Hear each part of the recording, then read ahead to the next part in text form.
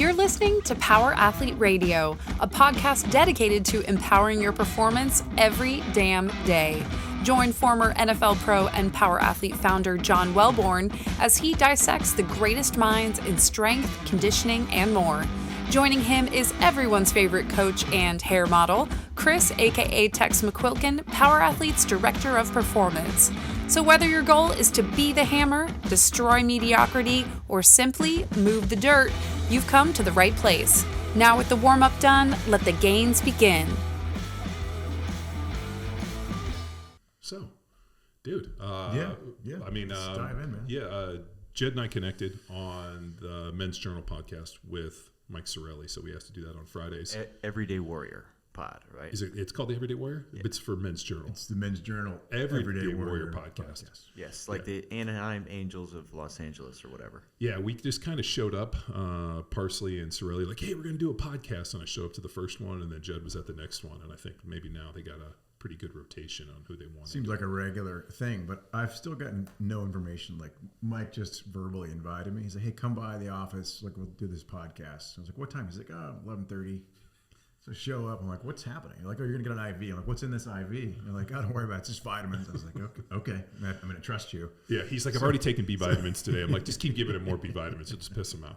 So, yeah, we got IVs on camera, which I think was good. While on the show. Yeah, on the show, they gave us IVs. Man, we need sponsorship like that. Yeah. I'm sure they would do it. Yeah, those guys were great. They showed up.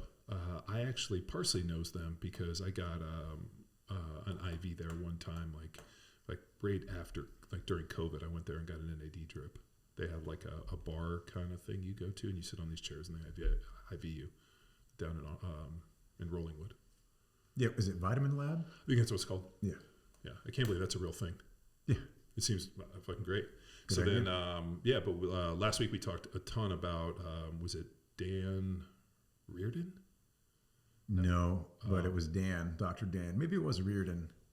Engel? Yeah, sorry, Dr. Dan Engel, Yeah. who's, and my wife's going to laugh at this, the foremost expert. He's legitimately the expert on psilocybin and using all these different plant-based and synthetic medicines to cure neurological and emotional. I mean, the amount of stuff was incredible. Yeah, no, it's powerful, and it's exciting that psychedelic medicine seems to have definitely crossed this threshold of acceptability socially in America, and so I'm pretty fired up about it. That's something that changed my life. Dude, you had such an interesting, when you sent over your bio and we were going through it, I mean, such an interesting deal from joining the Navy, being a SEAL, and then entrepreneur and getting into, UT business school and everything that you've done with Desert Door and all that. So I'd love to get into it. So how did it all start? Yeah. Start with some origin story. Yeah, origin story. I grew up small town, Northeast Texas, Longview. I had a horse. Oh, yeah, I'm familiar. You're familiar? Yeah, I'm from Houston area, so. Okay, yeah. So, I was lived outside of the town. Spent my days pretty much camping, running around the woods, riding horses. Was a terrible student. Not that great at football, not that great at soccer, but played those sports. Mostly chased girls and looked for parties. And then all my friends went off to good colleges. I didn't get into any of those. So I was at a community college, Kilgore College.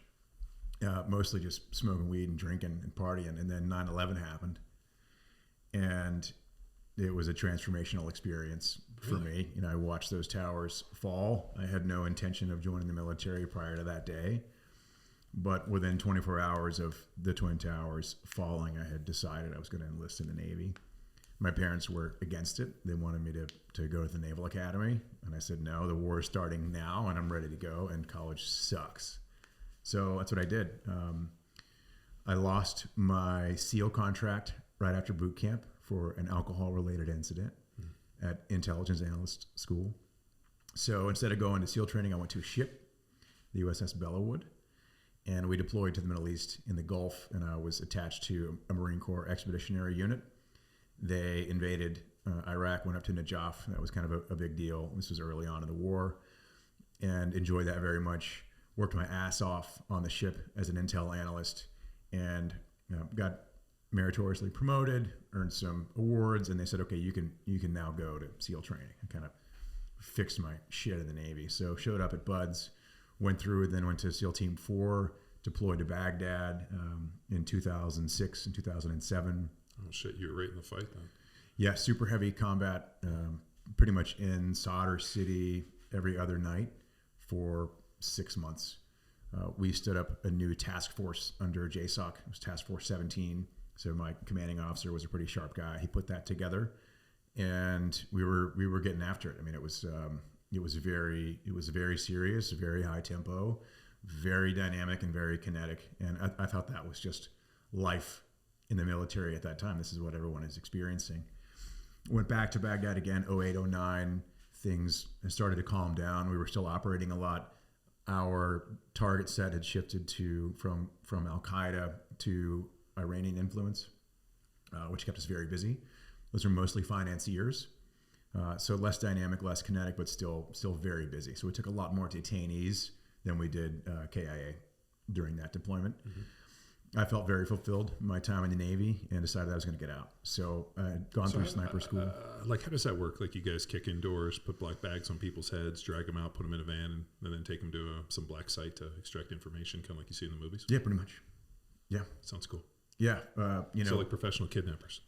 So, yeah, one of my favorite stories, it was just kind of cool how it happened, but this was fairly typical. So I was a sniper, and so what that meant is oftentimes I would climb onto the roof of a building near our target building before the assault team would come in. And my buddies and I, 2 other snipers, we'd look around, make sure everything was clear, and then we'd call the assault team. Weapon of choice? In an urban environment, I had a shorter range sniper rifle. It was a Mark 12, which is a 5.56 variant long barrel. Mm-hmm. It was light, so I wanted to be super lightweight so I could climb. I mean, sometimes you're doing 3-stage climbs in an urban environment at nighttime, on night vision, trying to be quiet. It's hard as fuck. So you don't want any shit, too heavy. Okay. So I was the first guy up on top of this roof, and there's 2 guys up there sleeping because it was summertime. It was hot. And I walked over. They didn't hear me. They were still passed out. And I just had my rifle, and I just put it right in the guy's face and pulled out my handcuffs. And I just dangled him, and I poked him. And he opened his eyes, and he looked at me, and I had the handcuffs, and he just goes, and he put his hands behind his back and turned around, and I handcuffed him. Then I woke his buddy up, handcuffed him. They're both laying on their bellies. And then the second sniper climbed up, and he saw these 2 guys already detained. He's like, "What the fuck happened?" I was like, "Yeah." Woke him up, put him in handcuffs. He's like, "Awesome, our job is done." And they were actually our 2 targets. Oh, shit. Yeah, so it was kind of an easy out.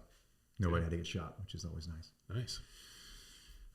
So yeah, I had a good time, and I was faced with this decision: do I stay in, re-enlist, keep going on my career, or do I get out? And for a number of reasons we can get into if you want, I decided it was time for me to get out. So at about the 8-year mark, I left the Navy, moved to Nashville, Tennessee, where I got a job working for the Navy, running this national program called the Naval Special Warfare Mentorship Program, which was created to ensure that we were getting higher quality SEAL candidates off the street and into boot camp. Because what was happening at the time is recruiters would use the sexy SEAL thing to convince some kid who's 17, 18, 19 to come into the Navy, promising him he's going to be a Navy SEAL when they knew he probably wasn't going to be. So boot camp was getting all these kids showing up like, "I'm going to be a Navy SEAL," and they're just not qualified. Sure. So, that's $30,000 per kid of taxpayer dollars being spent to get them to boot camp for a job that they're never going to do. So NSW set up this program where they hired all these ex-SEALs to ride shotgun with the recruiters and say, "No, this guy Judd is not going to be a SEAL. He's going to be a Navy diver, or we don't want him at all," whatever. So I ran that program for a couple of years while I finished my undergrad at Belmont University in business. Mm-hmm. Finished that, and then I started my first company, which is a consulting firm. At the time, a lot of spec ops guys were getting out of the military, but they couldn't get jobs. So this is like 2011. Nobody in the corporate world really respected or even understood what these guys could bring to the table.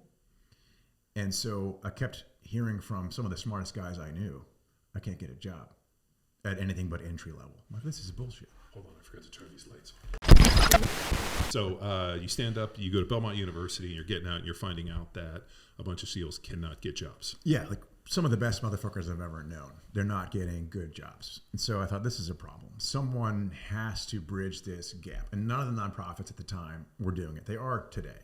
So started the company primarily as a recruiting firm. And so we went into these different corporations and said, "Would you like to have mid-level management or even senior level management who have tested their leadership skills and management skills in the most high pressure environment imaginable and proven themselves to be fucking awesome. And of course, these executives are like, yeah. I say, okay, here's the pool of talent that you're gonna pull from. And here's a resume, by the way, for you to take a look at. And it took off. So we established a veteran hiring program at Johnson & Johnson, directly into mid-level executive roles. Same thing at a company called Omnicom, which is a multi-billion-dollar corporation. That was working. Plus a bunch of one-off companies that we would just do classic recruiting contracts with. Mm-hmm. Well, eventually, some of those companies started calling us and saying, hey, this guy John, who we hired through you guys, is really kicking ass. Can you guys come and do a workshop at our company and teach the rest of our leaders and managers how to do the shit that John's doing? It's like, yeah, sure, we can do that. So we quickly became like a consulting firm. And then we got a phone call one day to manage the post-acquisition integration from this big M&A project. It was over $1 billion merger of a couple of companies. And we said, yeah, we can do that. We had no fucking idea. We'll figure it the fuck out. We'll figure it out. But the truth is, our skill set from the military was really all about making decisions and managing decision-making processes. So that's all we did for this massive $1 billion integration of corporations. We said, okay, we're just going to set up a decision management office. And all we're going to do is take what the bank covenants are, what the CEO's guidelines are, and we're going to make sure that all the other leaders and managers are doing the shit they've got to do on time. And we had no idea what we were talking about, but we could manage the fucking trains. And so it was an exceptional integration. We exceeded bank covenants, did it all under budget, under the timeline. So then we became this post-M&A integration firm. But after a few years, my co-founder and I said, this work kind of sucks. We had a lot of reward from getting veterans awesome jobs at corporations. But at that point in time, by 2017, a lot of nonprofits had started to kind of take some of that. And so a lot of guys were heading, when they're getting out of the military, were heading to those nonprofits versus us. It was like, okay, great. We no longer really need to do that. We were making a lot of money with the consulting. But it sucked. You had to wear a suit and tie. You're flying all over the place. You're sucking people off because you're a consultant. That's part of the job, and we didn't like it. The HJ. Lots of HJs, CJs. CJs. Well, if you're into that thing, you can afford it. Yeah, if you can afford it. So we decided to shut that company down. We ended up being able to sell most of the IP to another consulting firm. And we had this other idea to start an ocean exploration company. And so in 2018, he and I started a company called TerraDepth, which is a company that makes autonomous underwater vehicles to collect data in the ocean all the way to full ocean depth, which is 6,000 meters. So what's the trench that's the deepest on the planet? 20,000. 20,000. But if you can go to 6,000 meters, you can go to the bottom of the floor across 95% of the ocean. Okay. So anything deeper than that, there's really just not much. I was... I don't know if it was my tinnitus that just kicked in or something happened with the microphone.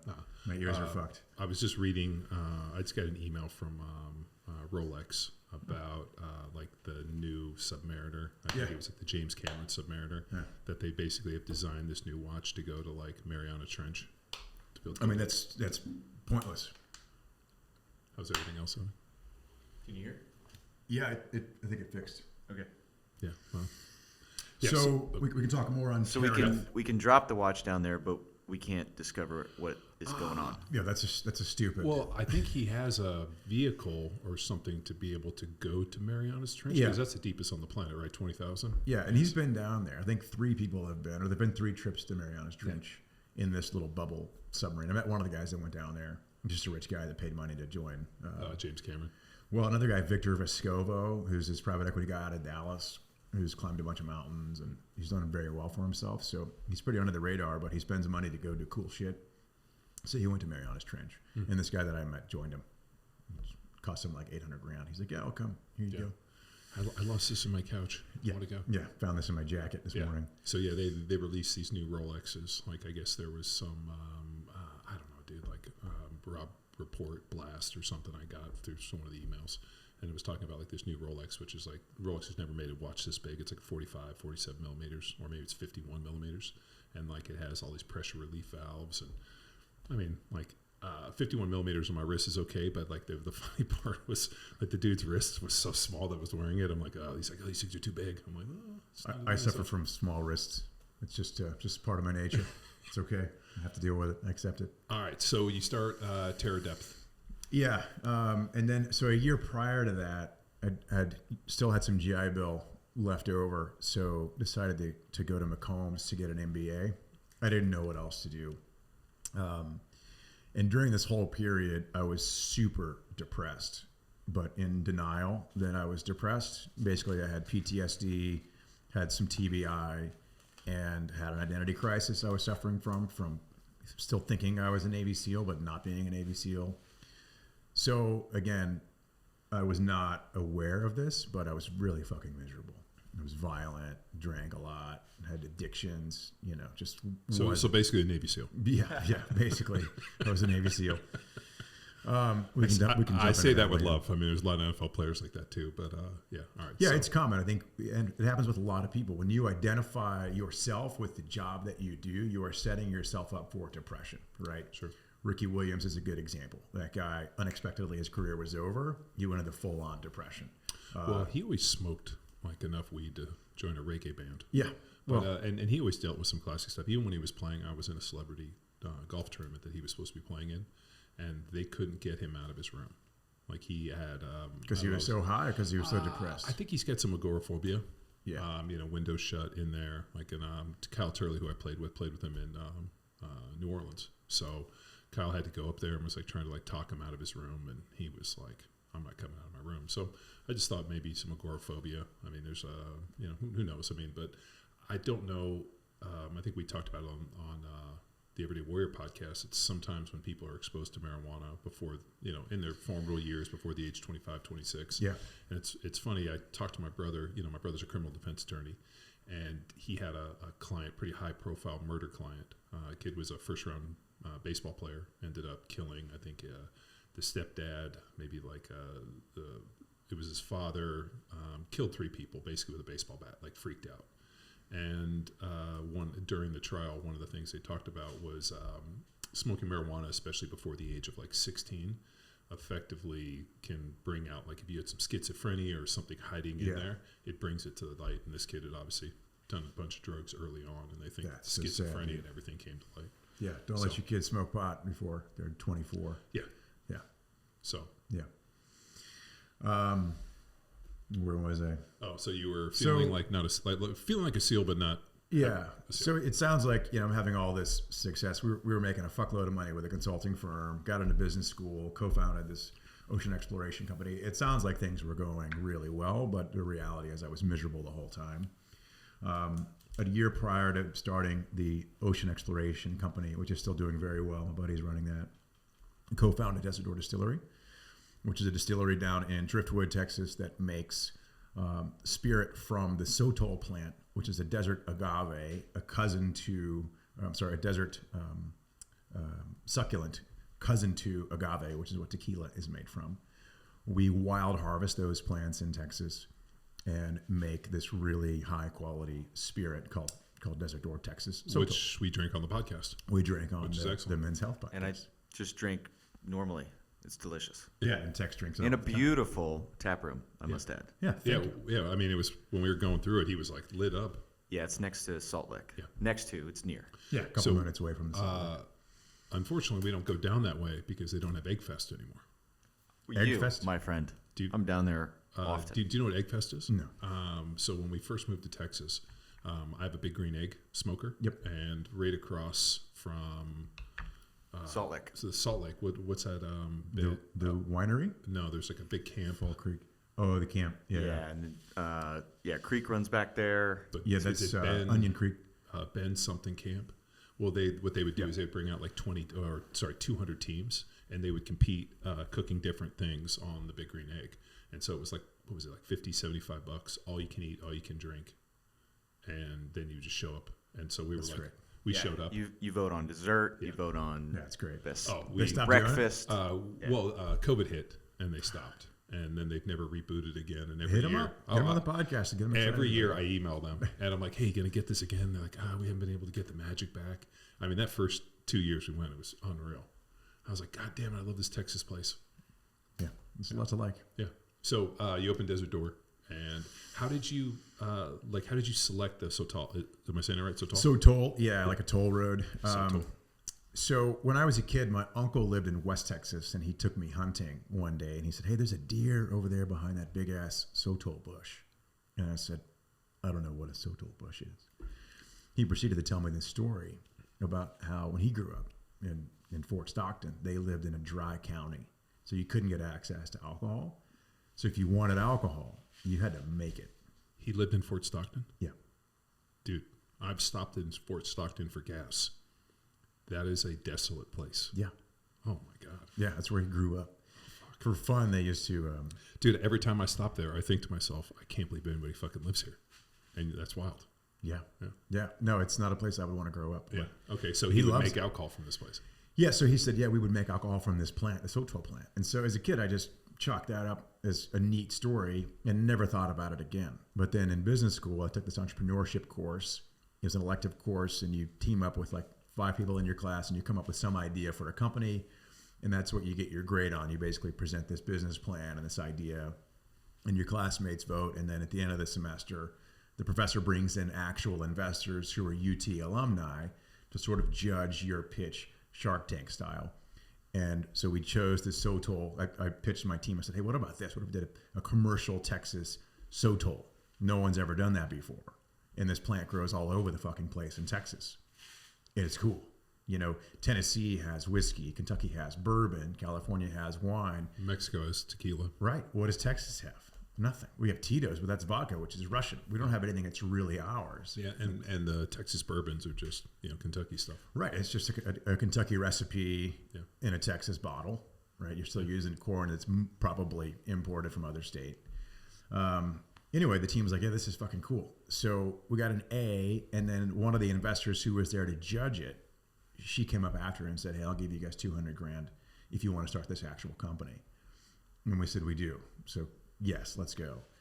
So we ended up raising a few $1 million from friends and family. We built a facility, a badass facility down in Driftwood, opened the tasting room on Veterans Day. So my co-founders are also veterans, one Marine, one Army. We opened on Veterans Day in 2017. We had no idea if it was going to work. Not only were we starting a new brand, which is really fucking hard, but we were also launching a category that no one had ever heard of. So we had... So you got to educate people. 2 big challenges. Educate them on what this brand is, but also what this category is. Like, what is Sotol? But now there's Sotol sections in liquor stores, right? There's like tequila, mezcal, Sotol. Nice. And really proud of the team at Desert Door. So if you take all the tequilas, all the mezcals, and now all the Sotols that are sold in Texas, that's 1,200 brands. Desert Door is number 7 in terms of sales in the state. Wow. Which is fucking phenomenal. From 3 military vets who make this liquor out of a weed that we take off of ranches all over Texas. It's pretty cool. It's fucking amazing, dude. It's been pretty exciting. Yeah, years ago I went and picked up a couple bottles because there was like a major fire for Sotol plants, and then y'all made a special bottle. So I picked up a couple of those. The backburn. Backburn. So these ranchers, and it's a good thing, they're doing more controlled burns because most of West Texas at least, used to be grassland and Central Texas. And then we have these cedars and junipers that have just taken over. Sure. So they're doing these controlled burns to wipe these trees out to bring the grasslands back. As they should. As they should. Yeah. And the beauty is, all these cedars take so much water out of the ground. So when you wipe them out, these little springs start popping up. Yeah. No, I'm dealing with it right out here. Awesome. I'm trying to get rid of all of my cedars because they grow right near my creek and suck all the water out. Yeah, they kill your creeks. Yeah, I hate them. Fuck those things. Yeah, they're the worst. They're trash. Yeah. And then they put the cedar pollen everywhere and make people sick. And they're the worst. Yeah, I fucking hate cedars. Yeah, everyone does. Except for that, there's one bird that likes the cedar tree, but they only need one tree for every 13 acres. That's one of the reasons there's so many cedars. There was this big protection effort because there's a certain endangered bird that makes its nest in the cedar tree. And so this massive group of, environmental conservationists said, hey, we can't chop down the cedars because this bird is endangered. needs that tree. And so everyone said, okay, let's keep this bird alive. Well, it turns out that like you only need one fucking cedar tree for every 13 acres for these birds. They didn't know that at the time. Yeah. So we saved millions of cedar trees based on unsound logic. Wow. But they're figuring it out now. So yeah, I mean, I read a pretty cool book when I moved out here on the cedar choppers. Yeah. Especially all the guys down in Bastrop. my grandpa's in that book. Oh yeah? Yeah. They like just trying to understand some Texas history, and more importantly, like the hill country and this. And then when you step out of this room, if you look at the ceiling, the entire ceiling is cedar. So we had this guy, like a modern day cedar chopper. I called him the hillbilly. I forget his name, but he would go down to Bastrop, cut cedar trees, and then take them to a mill. And he brought us all of this cedar. We planed it, cut it, and basically 3,000 square foot of cedar in this building. That's great. And and the guy would show up. Remember him, Tex? He was a real piece of work. Then he got into meth. I think he got into meth before you met him. Do you think? Yes. He seemed like okay there for a minute, and then he just completely went off the reservation. And then at that point, we were like, just drop the wood, dude. And I'll change the gate code. Yeah, there you go. Change the gate code. Yeah, but no, that cedar choppers was pretty interesting. Yeah.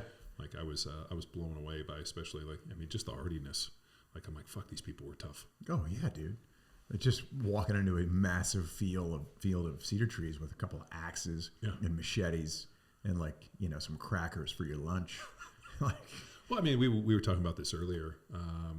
In without real hardship, people will create their oon hardships, and I think it's what we're seeing today. Like things are so easy. That's exactly right. I think we've gotten it so good that we do have to create drama. We have to create problems, and so now that's where we are as a country. Like, what a luxury!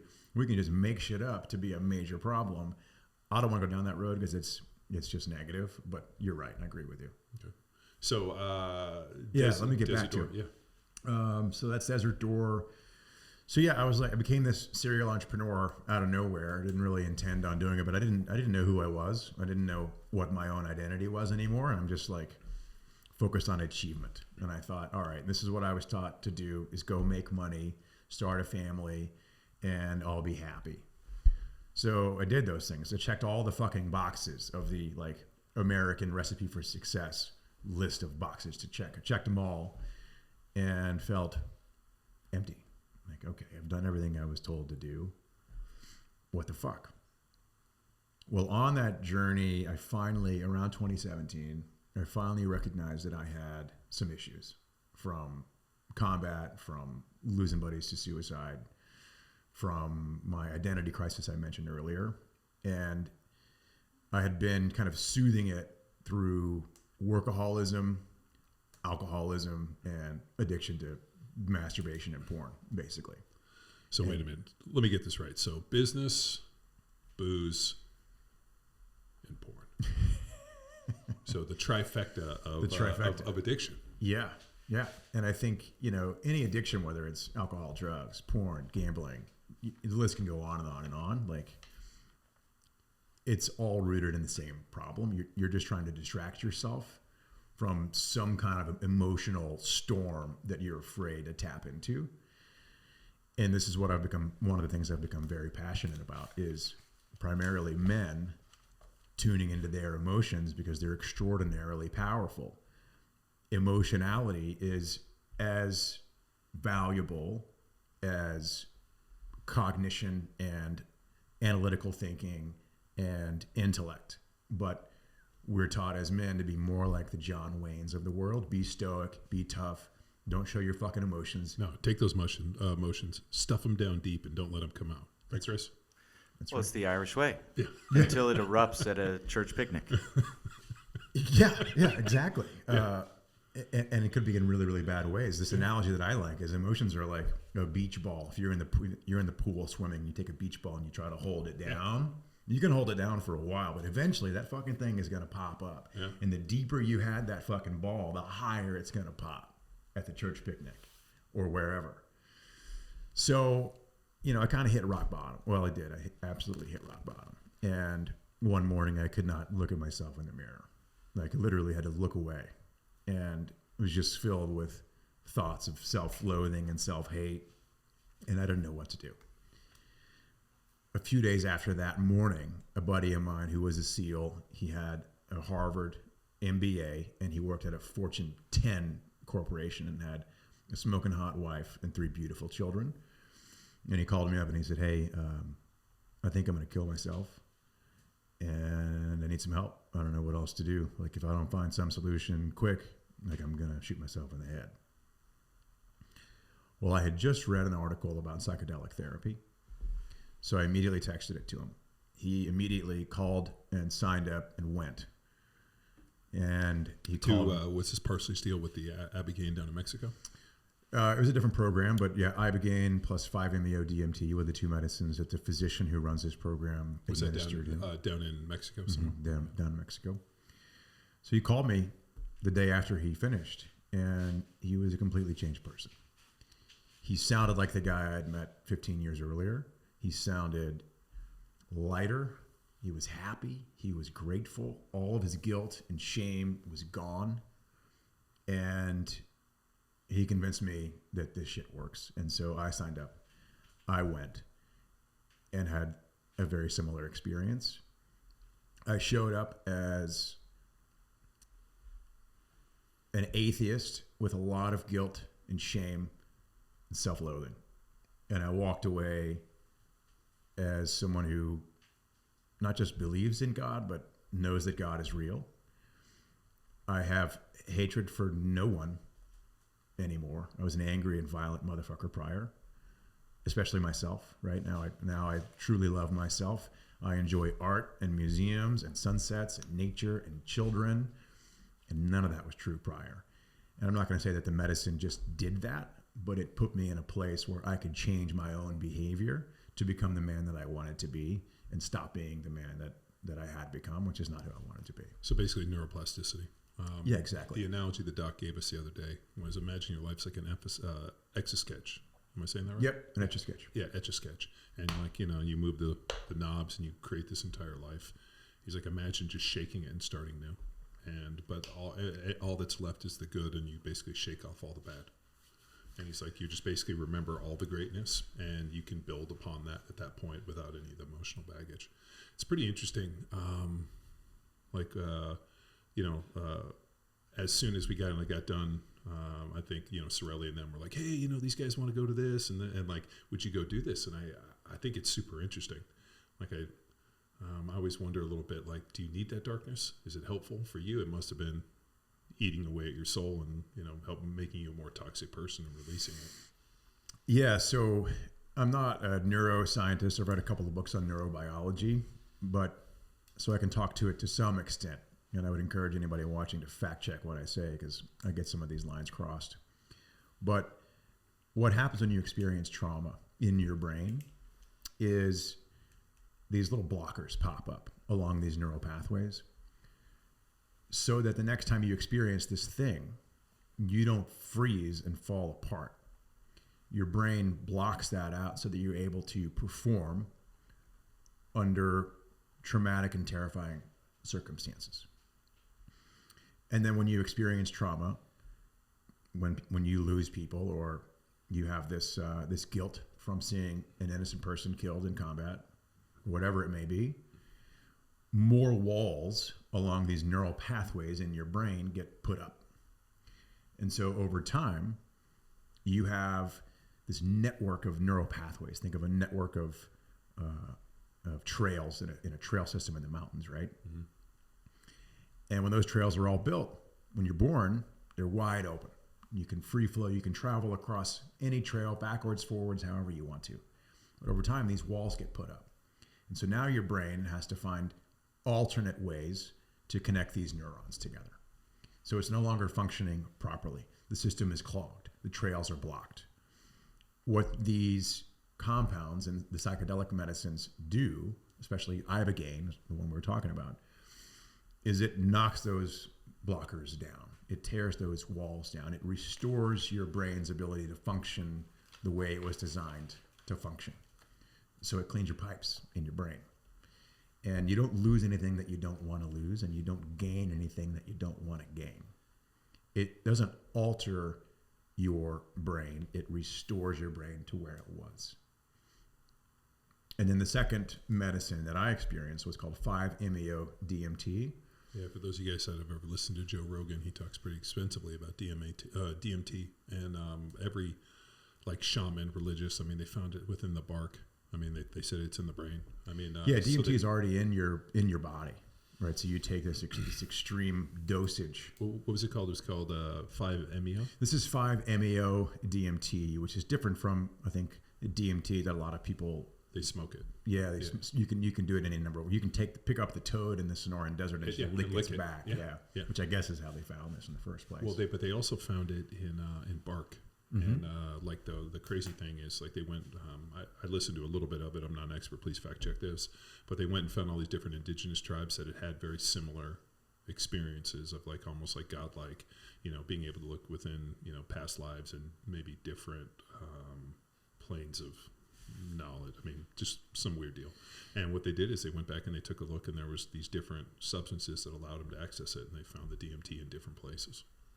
Yeah, it's super fucking interesting. And Johns Hopkins, who's obviously very reputable, they are leading the way in this research, and it's coming. Like these are going to become medicines that physicians can prescribe and use because they're better than what human beings are coming up with in a lab. Sure. Through mixing things together and synthesizing things and trying to make shit up. It's like nature has developed these for us to use. So effectively, the way the treatment works is they use the Abigail to kind of shatter all these different pathways, and then the 5-MeO DMT kind of reprograms or kind of takes you on a spiritual.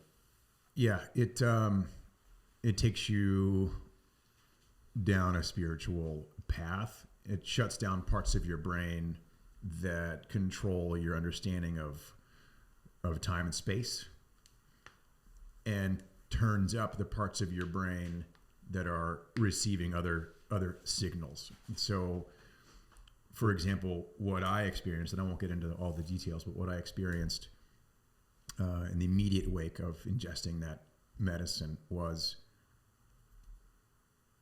everything that was going on around me was turned up. So, for example, I could hear a bird chirping that was maybe 40 yards away as if it were playing in a microphone right here. And it was a beautiful sound.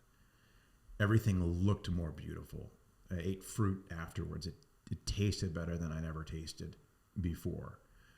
But during the experience, I felt this very, very powerful energy pulsing through my body. And it's impossible to describe this experience. You're just going to have to say, okay, I trust this guy. I felt like I was a link in a chain that was comprised only of energy. And that chain of energy was the entire universe. And so I physically felt the connection of everything. And we've heard it said by, not just spiritual people, but physicists, right? Everything is connected, right? This table, the space between your body and my body, your body and my body are made of the same thing. It doesn't stop at my body and then start again at your body. The space between us, that matter is made up of the same stuff that our bodies are made up of. You mean we're all carbon-based life forms? We're all carbon-based life forms made of atoms, sure. Right? Whether it's the air or the table or the body. Sure. And for the first time and the only time in my life, I felt that connection. And it was almost like I was connected to an electrical chair. And it was just like, just coming through me. And so coming out of that, I spent months thinking about what the fuck just happened. And I became obsessed with knowledge. And I started consuming books like I've never consumed books before. And I haven't stopped. That was in 2018. I haven't revisited either of those medicines since then. I hardly drink alcohol anymore. I don't have, like I said earlier, I don't have an ounce of anger or violence in me. I could get it if I needed to, right? If something happens, I need to go. I don't know, dude. I didn't get that vibe from you at all. And I'm pretty good about assessing people's auras. Like I can get feeling from people. I mean, probably similar to you. You're put in these stressful situations, and you can kind of I don't know. There's certain things, tendencies, whatever. I mean, playing football, I can sense violence. Yeah. And when people are about to get violent, whether it be like working security at a bar, I can pick out who's going to cause trouble. That's right. I can talk to somebody and know, like, I have a like interesting kind of sixth sense for violence, and more importantly, people that can handle violence and do well with it. So I didn't get that from you at all. Yeah, it's gone. If anything, I thought, this guy's like kind of hippie, kind of switched on, like just very. I mean, yeah. So and then when you told me your background, I was like, man, I'm not getting that at all. Like, there's a dichotomy there. Yeah, like Doc Parsley, like he could be in a bell tower. I mean, honestly, like I love Doc like a brother, but if Doc's like, hey, I got a bunch of severed heads in the back of the car, can you help me? I'd be like, yeah, sure, no problem. And and he's like, yeah, we got a medical kit too. I mean, like he's Doc's interesting cat. I didn't get that from me. Sorelli, I don't get that from either, but he also did that treatment as well. Yeah. So what the so you were an atheist? Was that maybe from like the military? Obviously being in Afghanistan, Iraq. I mean, that like, is it hard to kind of rectify the idea of a God when you see that much violence? So I think it started when I was a kid, and no offense to my Sunday school teachers, because my mom would drag us to Sunday school every Sunday. Like I grew up going to church all the time, and I was baptized, and I was like, yeah, I believe in God and Jesus is my savior. What's my context as a kid? I'm just pressing the "I trust you, Mom" button. And then I have these Sunday school teachers that are telling me that, Moses basically used magic to part the Red Sea. I'm like, well, this is bullshit. Like, this is all made up bullshit. I'm with you on all this too. I'm like, so wait a minute, there was a burning bush and we had to hear all this. And then there was this guy and like. Yeah, it just wasn't taught to me in the right way. Like, and so I already didn't trust the system. And I didn't believe the people who told me that God was real. And I never experienced God in any real way. And then I go to war. I'm like, well, there's no fucking way God is real. Look at this shit show. Like there's babies being murdered. They're fucking putting explosives inside of dogs and laying those dogs on the side of the road so Marines will go help the dog, and then you blow the fucking Marine up. Like there's lots of rape, child rape happening all over the place. Just like you can go on and on about the disgust and the violence. So I thought, okay, there's no God. This is just this phenomenon that happened in nature. We're flying around on this fucking rock. And somehow we evolved from this speck of dust with carbon, and now we're running around here killing people and drinking and having sex, and this is just nature. So just a side note, I sat down and I read my daughters all of the origin stories for every religion, back to like Norse mythology, the Greeks. I mean, everything. Awesome. Like I sat down with them and we read books. And like, the Norse religion, like basically what happens, they killed these giants. What we're looking at is the inside of their skull and their blood and this. And like, I asked them, like, does any of this make sense? And they're like, it's all as far-fetched as the other stuff in the Bible. Mm-hmm. Like all the origin stories are so far-fetched. Like God created the world in 6 days. On the seventh day he rested and he did this. And he went through, he just snapped his fingers. At least this, they killed the giant and we live inside of his skull. Like that one at least seemed more probable. Yeah. But when you listen to all the origin stories, it's just like they're all kind of similar. Yeah. And they all have similar veins. Which one do you want to believe in? And then just believe in that one. And then you get to a point where, but it's also, and Chris and I have gotten into this discussion many times, to think that this is just an accident feels extremely far-fetched. Like, so wait a minute. So we were single-cell amoebas, and then just over time, now we have flying cars? Yeah. Like, it feels a little hard. It's all pretty hard, and nobody fucking knows. Creative design camp. Yeah. But who are those aliens? The Anunnaki? No. Well, but think about this. What if what we knew, because you think about people come down from the sky, it could have been the Anunnaki, could have been aliens. All these different, you read about the Sumerians. They all have a similar deal. Somebody came from the sky, gave them knowledge. Or there was it's pretty interesting when you look at like the breadth of all of these ancient civilizations. It's all kind of similar. Yeah. Thematic. Well, I got really curious about this. So after I had this experience with psychedelics, I thought, okay, I'm not going to do psychedelics again. So, before you go down that, are there people that just do ibogaine? Sure. Yeah. And then like, but why is it that I understand the need for the DMT, but like, if you just did the ibogaine and it freed you of all this, is the DMT kind of like wiping the slate clean and then reprogramming it, giving you like new information? I'm just curious to know like why they paired those when people do DMT and people do ibogaine separately, but why the combination of those two? Yeah, it's a good question. I don't know for sure the answer, but what I think is, so ibogaine cleans the pipes, and the 5-MeO DMT shows you what love is. It's the love drug. Mm-hmm. So you come out of it having cleansed yourself of the guilt and shame that you held inside your heart, and now you have this new relationship with love and or God. Depends on what your experience is. So it's a very, very powerful combination. And the physician that decided to put those two together, he did so thoughtfully. He used to live in Austin, and he's been doing that combination for like 8 or 10 years. That's not the guy we talked to on the podcast? No, different guy. Different guy. Yeah, this guy's name is Martin Polanco. Okay. Yeah, you can look him up. The Mission Within is his organization. And I'm actually one of their coaches. So I coach veterans before the treatment and after the treatment. So for the integration, which is just as critical as the treatment itself. What do you do after? When that neuroplasticity is finally there, how do you take advantage of it? Right? And the analogy that I like is your life becomes like a record spinning on a turntable. And when you have problems, it's like the needle has been stuck on a single track over and over again. And when you take these medicines, the needle lifts up.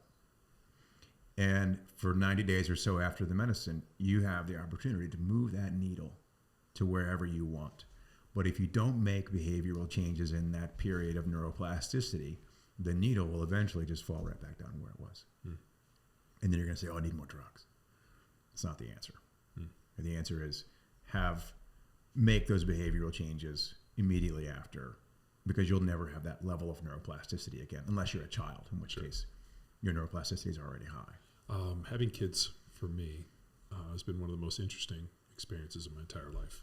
For the mere fact that I'm so fascinated by what excites them, and more importantly, their ability to go into their own world and create. My son has just turned 7. So he, for his birthday, got all these Legos. And so part of my job is that he's the shop foreman, and I'm the worker on the Legos. So he finds the pieces, and then Dad has to put them together. Awesome. And then if I make him do too much, he's like, am I doing this all by myself? I'm like, no, I'm here to help. And so we have this interesting Lego construction business where he's the foreman, I read this, and we go back and forth. And it's pretty interesting because he's super excited to, once they finish, obviously for me, it's the experience and putting it together. And once it's done, it's kind of got to the destination. Let's move on to the new one. He's obsessed with, once they're finished, all the amazing things and worlds that he can take them to. And I'll watch him go over and play with them and have talking about this and this. And I sit there and I watch and I'm like, God damn it. If only I could access that level of intuitive nature. And then, now my daughters are almost 12. And they're watching YouTube shorts, and I wish I could just throw the phones in a fucking grater and force them to regain some of that peace. Because as I watch them do this, I'm like, God, I wonder at which age this kind of stops. You remember 8? It happens at 8. Is it 8? Yep. And so we got one more year. It has to do with the development of the prefrontal cortex, which is the part of your brain that has an association of me. That's where the ego really comes from. Mm-hmm. And so right at about 8, it happens to 100% of us.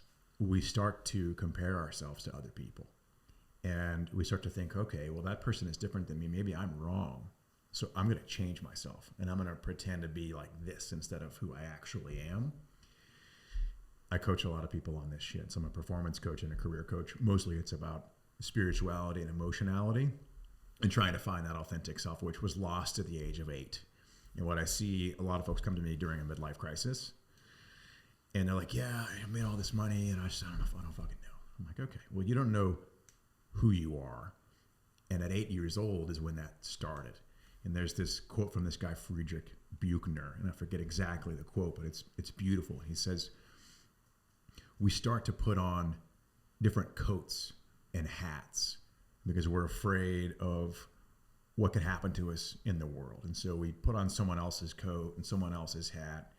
And we do this for so long, so many times, that we totally lose sight of who we were before we put on those coats and hats. We don't know whose coat or hat we're even wearing anymore. And so the first step is identifying that you've been wearing someone else's coats and someone else's hats. That's the first step. It's just that awareness. Then you can begin the really difficult process of taking that shit off and getting down to the essence of who you are, which is the most beautiful part of being a human being.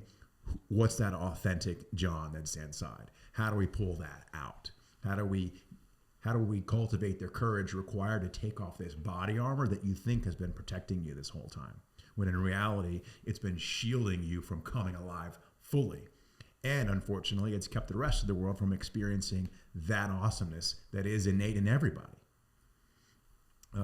So anyway, 8 years old is when it starts to happen. Okay, good. I like. So you got well, another year. no. I'm laughing because my daughter's had it, and then one day it was gone, and I didn't notice where it left. And then like last night as we were building Legos, he he likes to put together the the actual Lego people.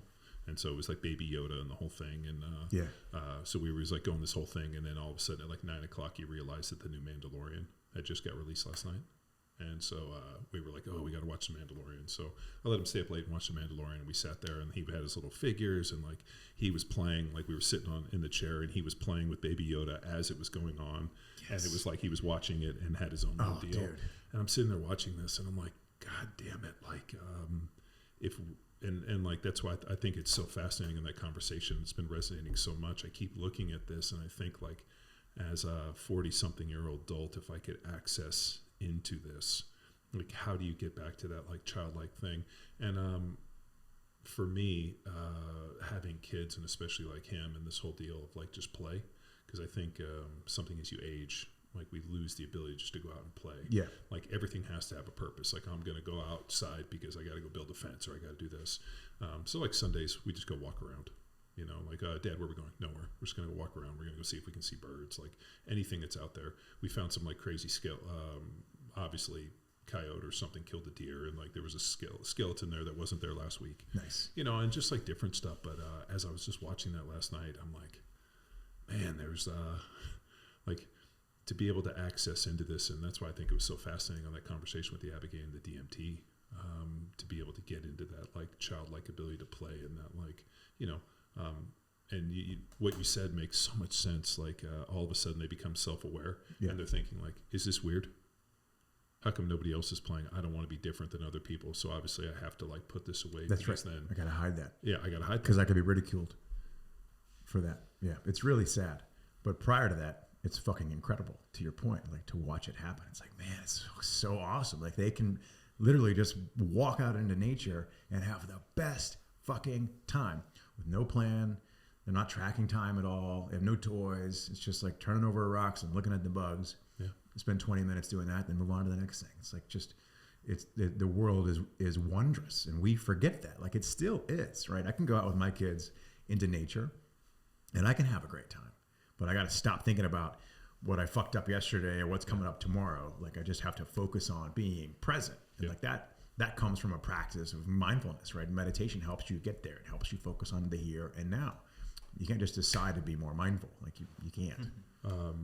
Last night jiu-jitsu, it's pretty like whenever there's 40-something dads that are new, I always like make sure to go over, and it was ironic. One of the dads, was there with his son. I think his son's like 17 or 18, and the dad decided to do it with him, which I'm totally like awesome.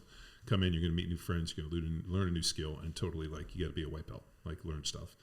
And I saw the dad, and he comes over to me, and his belt is like tied north and south, which drives me absolutely crazy. So he comes over and he's like, "Hey, were you in that movie Every Second Counts?" Which was the CrossFit documentary I was in years ago. And I was like, yeah. And we were talking. I like untied his belt and tied it. And he's like, "You all right?" I'm like, "Yeah, man. Like, you've been 3 times, dude. Tie your belt right." And I kind of showed him how to do it. And he's like, "Oh, nobody told me." And I'm like, but this is also me, like constantly looking at all like what's different. Like, maybe a little OCD. Like I'm always looking to see like what fits, what doesn't, maybe patterns. Mm-hmm. So as I'm sitting there looking, I'm like, you can kind of assess where people are based on like how they wear their stuff or this. I mean, just, yeah. So like, that's smart. Yeah, just kind of tied him up. And a little bit of vigilance. I was like, "Hey man, tie your belt right." And then we got to talk a little bit about it. And he was like, "Dude, like, what are you doing here?" And I'm like, "Well, we started training Victor and Philippe and six blades, like professional BJJ guys.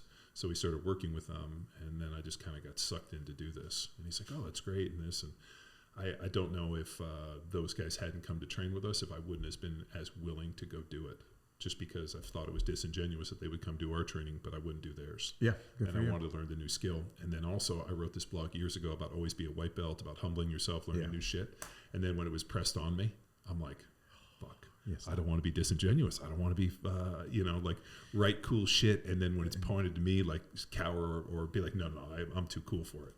And it's been actually really interesting because I forget how, one, the connection aspect of having other people and like meeting new friends, but then also how willing people are to support and help other people. You know, and I think like when you kind of pull yourself away and maybe you're stuck within your own self, like you kind of like view the world through social media and the news, and you think the whole world's fucking falling apart. Like I was this morning reading, stuff on like Algiers and Bloomberg and everything about like reserve currencies and this, and you're like, oh my God, dude, like the whole world's falling apart. Yeah. And then I get to go to jiu-jitsu and basically fuck around with a bunch of dudes. Everything's fine. Yeah. Everything is fine. Yeah. It's really sad. You know, there's this 24-hour news cycle, but there's not 24 hours worth of news, right? And we're always plugged into it. And if you live your life online, you think the world sucks ass. Yeah. You think everything is getting worse. You think the world is falling apart. But there's this great book by Hans Rosling, Factfulness. Did you ever read that book? Mm-hmm. I have not read it, but it's been recommended to me. Yeah, it's great. He basically takes all these assumptions about the direction of the world and pulls the data in to show you, no, it's actually the opposite. Yeah. Right? Child mortality rate in Africa is going down. Yeah. Women's education is going up. Global conflict, armed conflict is going down, et cetera, et cetera, et cetera. Well, I think it's easier to sell through fear. Sure. Chinese spy balloons and, China gearing up for war and, reserve currency and this. And I was like listening to all this about the US dollar losing reverse currency status. And now they're going to be taking other things. But the thing I keep laughing about is the Chinese would never let their currency be the national or the global currency because they couldn't control it. So it's kind of like, and then you're like thinking this is fear mongering, you're digging in on it. And you're like, man, I wonder, it's the analogy I gave, I've talked about on the podcast. It actually really happened. It's not just an analogy, but years ago, my neighbor has goats and he's got these big fucking nasty Anatolian Shepherd violent dogs. Wow. And so what happens is the dogs are out there and they take care of the goats. It's their entire mission in life. And we took trash up. I was with my daughters sitting there side by side and they were just watching the goats and I stopped. And I kind of had an interesting learning moment because I was like, what do the goats do? She's like, they just eat all day. Like their heads are down, they're eating the grass. What do the dogs do? The dogs just sit there and they watch. How do the dogs move the goats? They stand up and they start barking and they run as fast as they can at the goats. The goats get nervous and then they move. So the only way the goats move is if the dog barks and runs at them at 100 miles an hour and then they push the goats where they want them and then they lay down and they watch the goats again. So we're like having this great like learning moment about like, this is a great metaphor for how the world's controlled. Most people with their faces are in the phone. So the goat's eating this. And then you have these dogs, whether it be the media, the government or whoever, these different entities that use, speed, sound, violence, aggression, all these things to move us into different places.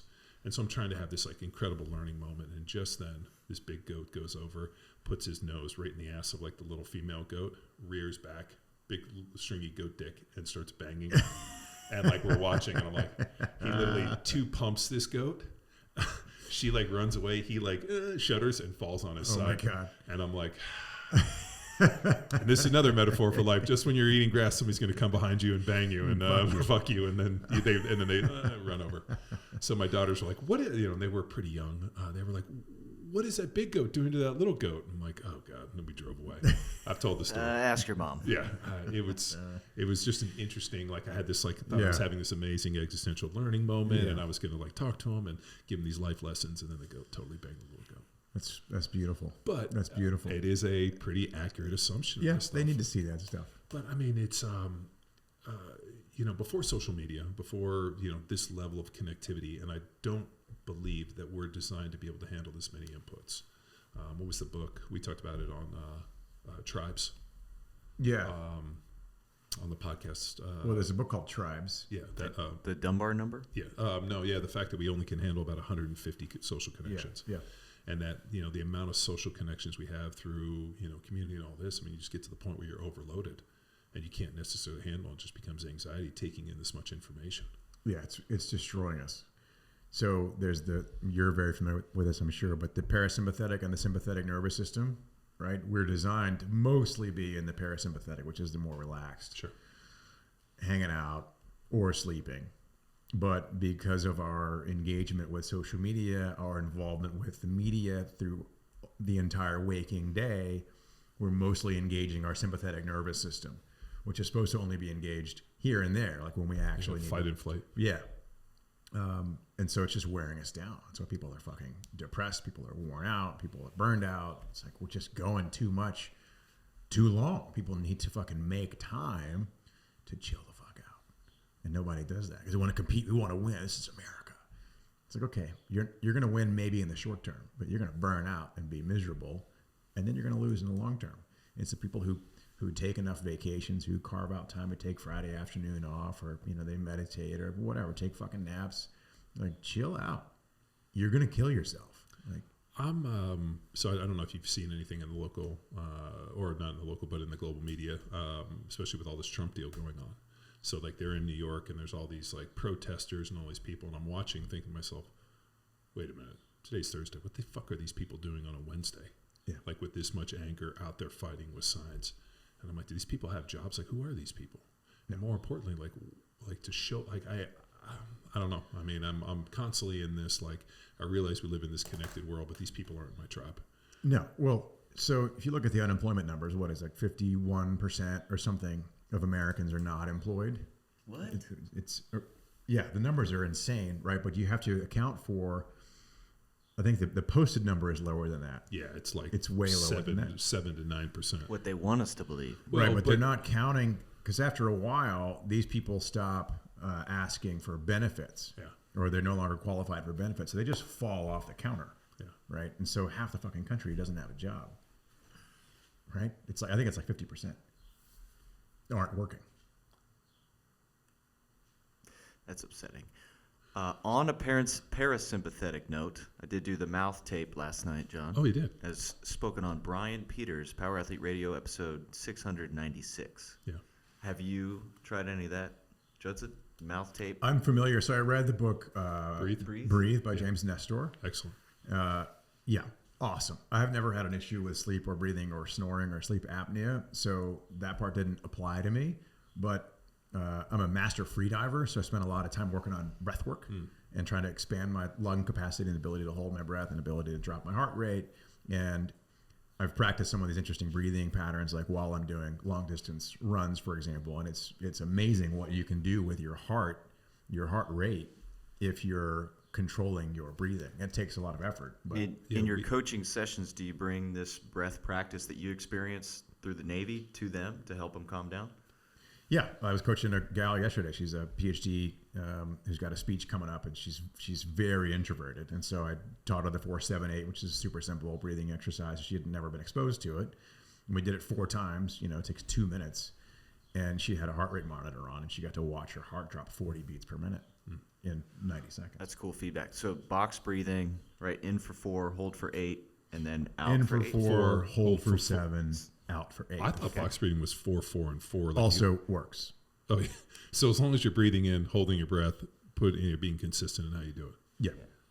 So the one I was always taught was that if you can basically do 6 breaths in a minute, that's how I fall asleep. That's how I fall asleep so fast. I count my breaths. So like Chris is, like we shared a room before. I thought you had high sleep pressure, according to Dr. Parsley. I just fall asleep really easy. Same. But I usually take like 6 deep breaths in a minute and I fall right to sleep. But recently I've had some sleeping issues. Probably a couple. I was looking at the date. What are we in April? So back in 4, 5, 6 months ago, one of those nasty dogs said that my neighbors attacked my daughter, and hammered her pretty good. But that little girl, for jiu-jitsu and just the fact that she's my daughter, fought that dog off. Awesome. 120, 130 pound Anatolian Shepherd. Damn. He fucked her up, but she fucking gave as much as she got. And ever since then, every night at about 2, 3 o'clock, I wake up and like have like a little panic attack, like something's wrong. And then I have to calm myself and go back to sleep. So it's been kind of fucking my sleep up for the last few months. So I've been looking for anything like I use Doc Parsley's sleep remedy, but also started taping my mouth because my wife kept saying that like around that time, like my breathing would get really labored and I would just stop and then I would wake up. And she's like, it was like your breathing got real shallow. You would just stop breathing and you would just wake up. So we had Brian on the podcast, and I mean, there's probably some PTSD, some stress. That's why Doc started talking to me about like the Abigail and all these. He's like, maybe there's some PTSD or stress of the fact For that sure. like, you like, if I show you the pictures, you'll like, it's the most terrifying thing. No, I can tell by the way you presented the story. Like you're treating the symptom, not the cause. Yeah. Right. You got to get to the root of that. You feel like you failed as a father in some way, or you feel like you couldn't save your daughter, or whatever the fuck it was. I did. The week before that dog came on our property, and I saw it, and I thought to myself, I need to kill this dog. This dog's going to be a problem. And I didn't kill it because I was like, fuck, I don't want to kill my neighbor's dog. It's going to cause problems. I let the dog go, and a week later, it attacks my daughter. And but the one thing that was good was I was taking her to jiu-jitsu, and when the dog knocked her down, she straight up spider guarded that dog. She put her chin down, basically, and fought that dog off. And Alex, who's her coach, I told him, like, dude, you saved that little girl's life. So, I mean, the training we did prepared her. And Awesome. the fact that she's hard as nails. But, you know, there's still the thought, like, it still runs through. You know, you close your eyes. And so that's why Doc's like, hey, maybe there's something, like, you could do to release all that. So that's kind of how we got into it. But as I read Nestor's book about the breathing, I thought, you know, what if I just tape my mouth and I force myself to nasal breathe? And I think it's actually curing it, or it's working on it pretty well. Awesome. But last night, I don't know if you guys heard the storms. Yeah. So My kids were going up crazy. Oh yeah. So like all of a sudden, like I could hear our dogs, and I made the mistake of not putting one of my dogs away. I usually put them in the crates. Louis, who's old, all of a sudden, like I wake up, it's like 2:30 in the morning, and he's got his paws up, panting in my face. You know, obviously from the storms. So it's just, man, like I never had problems sleeping. It doesn't help the proximity to the home in this new school. So all schools within the Austin area, they have lightning detectors on the athletic fields. So if there's lightning within 5-mile radius of the field, alarms all go off. God. What is screwed up is the schools don't have like timers on them. So we finish lacrosse practice or a game, say 8, 9 p.m. Okay, shut it down. But your alarms are going off all night. Yeah. And then it's 100 yards away. Yeah. It's close. Yeah. No, well, I mean, so when we bought the house, when we moved here, none of the schools was here. Yeah, nothing was here.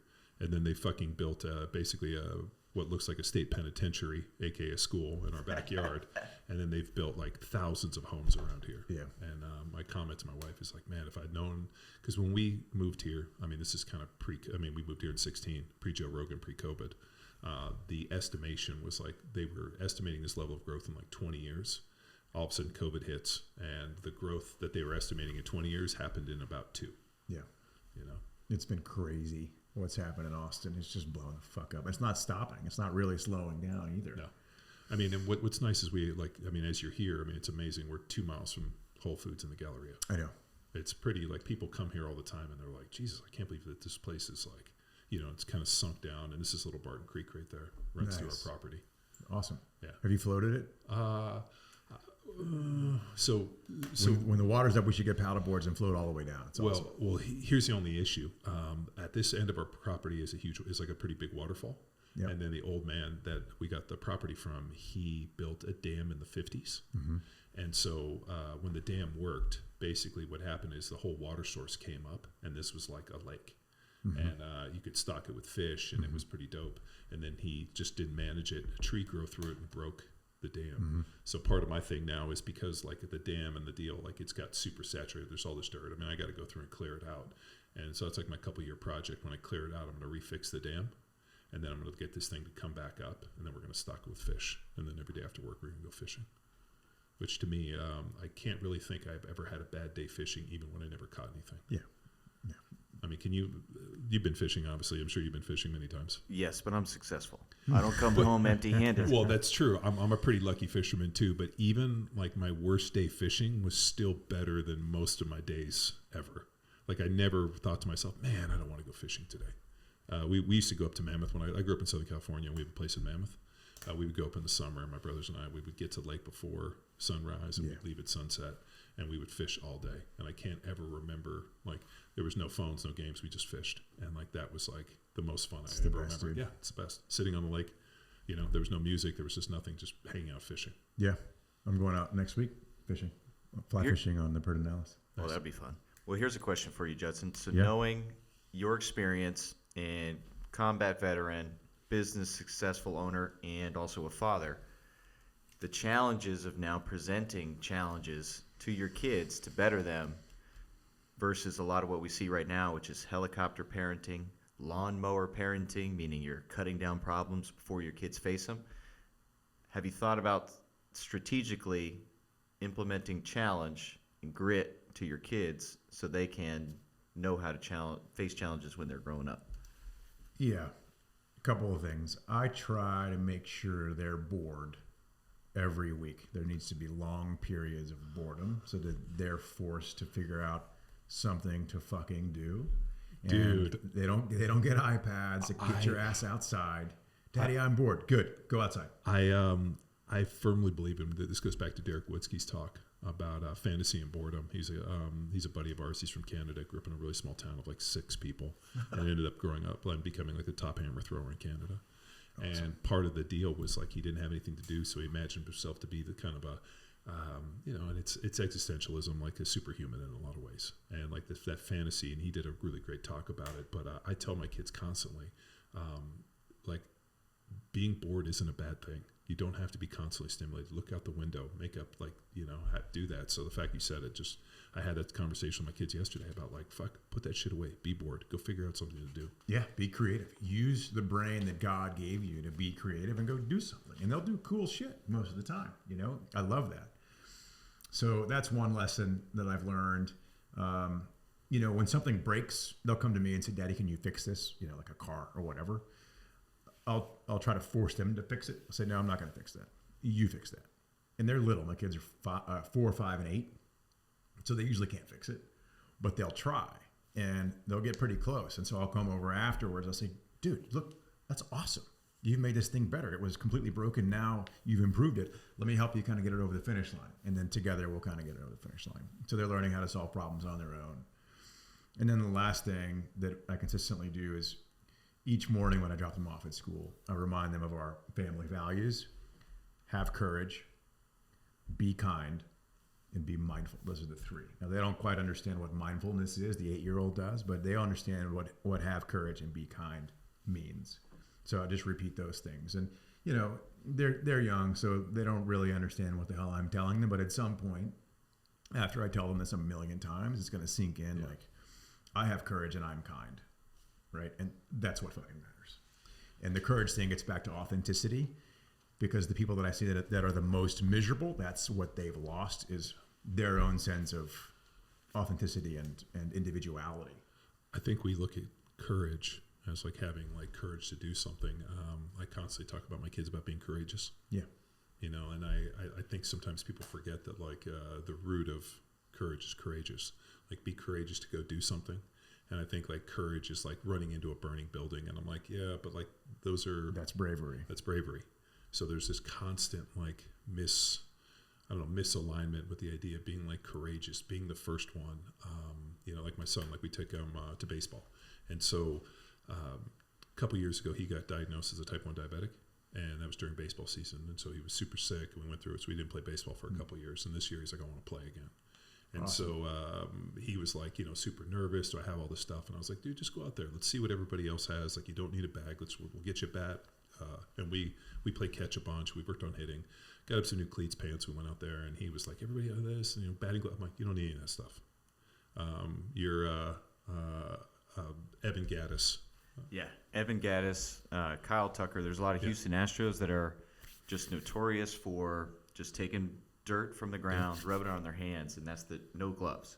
Awesome. So I was texting Evan Gaddis some of his hitting things, and he's like, "Don't let him wear gloves." Yeah. So awesome. Funny side note story. I didn't even know this. Actually, Tex is the one that told me. Evan Gaddis was working as a custodian, and finds the CrossFit Football page workouts that I put out for free years ago. and starts doing them.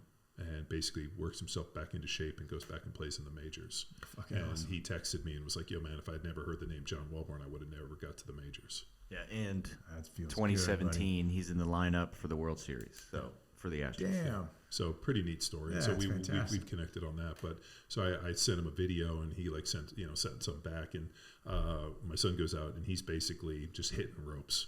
And the coach is like, "He's such a fast learner in this." I'm like, "Dude, we work on this stuff all the time. He's catfishing you." But like that type of stuff where I'm like, "Dude, be courageous. Yeah. Swing at the first pitch. Like, don't let one go by. Don't get late in the count. Like, stay ahead of the count. Be courageous." And that's what I tell him every time he goes out there. But that was I remember as a kid, I thought I was invincible, and I felt my brothers were invincible, Yeah. and we could do anything. Yeah. And I don't know if I ever lost that. And people always ask me, like, "Weren't you nervous to get hurt when you went and played football and that?" And I was like, "No. If anything, I was more nervous for what I was going to do to other people." And then at the end of the day, even if I got hurt, like, the injuries never stopped me from doing my job. I mean, I played 17 weeks with a broken leg. Jesus. And every time I took a step, I could feel it move, but yet it didn't stop me from running or being able to play. I still made Matt's horse trailer with it. So, I mean, that idea of like courage and being courageous and being able to like put yourself out there, I just felt that that's something that, I don't know, wasn't necessarily taught, but it just wasn't necessarily something where I didn't have parents that were like, "Oh, stop, you're going to hurt yourself," or "Don't do this or this." My mom and dad were like, "You're pretty much indestructible. You'll be fine." Go. Yeah. It's same attitude at our house. I And think that's beautiful. And so I think a lot of times, Chris, you brought up the helicopter parenting and the mowing, whereas I hear parents constantly reinforcing this with their kids, like, "Ooh, don't run fast, you're going to hurt yourself," or this or this. And I tell them all the time, I'm like, if they skin their knee, just dust them up. You're fine. You're not going to die. You're rubber. Let's go. That's where I draw the line. It's like, okay, if they're not going to break a bone or risk life, limb, or eye, let them do it. And if like we know they're going to fall and get hurt, let them fall. And you got to do it. There's also pretty extensive research that shows that kids that have some form of trauma or injury that get hurt early end up having greater pain thresholds later in life. Mm-hmm. So it's not necessarily bad for them to fall and hurt themselves early on because it sets some programming. Yeah, we did I coach high school lacrosse. We did a goals exercise, and then I purposely did this. I wanted them to essentially create their own hell. What's the worst case scenario for this season? And 80% of it, injury. So they had this personal fear. We didn't share the results with everybody. So they had this personal fear of injury, and this is where I come as the strength specialist. And everything that we do between the warm-up and then our strength is all essentially performance and injury prevention. So 80% of the dudes were fearing injury. So then I had to step in and reinforce and provide why we're doing all this stuff. Why do you think? But then the other 20%, I got to hit the head, guys. yeah, was just, more. Go out that door and bang all right. They were afraid they were not going to have fun this year. And like that was awesome because those dudes like were focused on maybe negative experiences from their football or their basketball, their other sports. They were just concerned that like this sport and the coaching, whatever, would become a negative experience for them. They don't have to worry about that at all, especially with our coaching staff. But like the injury, I had to reinforce them. Again, the hammer. If you're the hammer more often than you're the nail, you're in a better position to not get hurt. So it's reminding them, like, please invest in a quality movement of your warm-up versus just going through the motions maybe like you do in your other athletics. Do you know how you don't get knocked out? Throw the first punch. Well, That's that's the be the hammer mentality, where it's like if I just hit you with everything I have up as fast as I can, there's a good chance I won't get knocked out. We'll use that as a metaphor. I'm really I'm not shocked, but I never worried about hurting myself. It was never whether it was on skis or this. That's when you get hurt, is when you're focusing on that and you hesitate. Yeah, I always felt that I don't know, but the other thing too is and I don't know if this is how I'm wired. People fear pain, and I talk about pain being like an old friend coming to visit. I mean, dislocated fingers and reset them in between plays. I mean, the amount of shit that's like physically. I mean, my knee's pretty fucked up, and I still do jits. And I got a guy telling, this, and I showed him the X-ray of my knee, and he was like, "Oh my God, how are you able to do this?" And I'm like, "Because I'm strong." And you know what? like, I know I'm not going to do worse damage than what I already have, and it's not going to stop me from living my life. You know, I mean, we were put here for, you know, a good time, not a long time. So, and I also know that I can go get it cleaned out at the end of the year and I'll be fine. But that's super wild, dude. I would not have guessed that 80% would say that injury was their biggest. Yeah, it's a high number. That is a high number. Hey, I want to go back to this atheist. And then, you know, you go through this plant-based medicine thing, and now all of a sudden you know, like, hey, I know there's a God and I know that I'm part of something.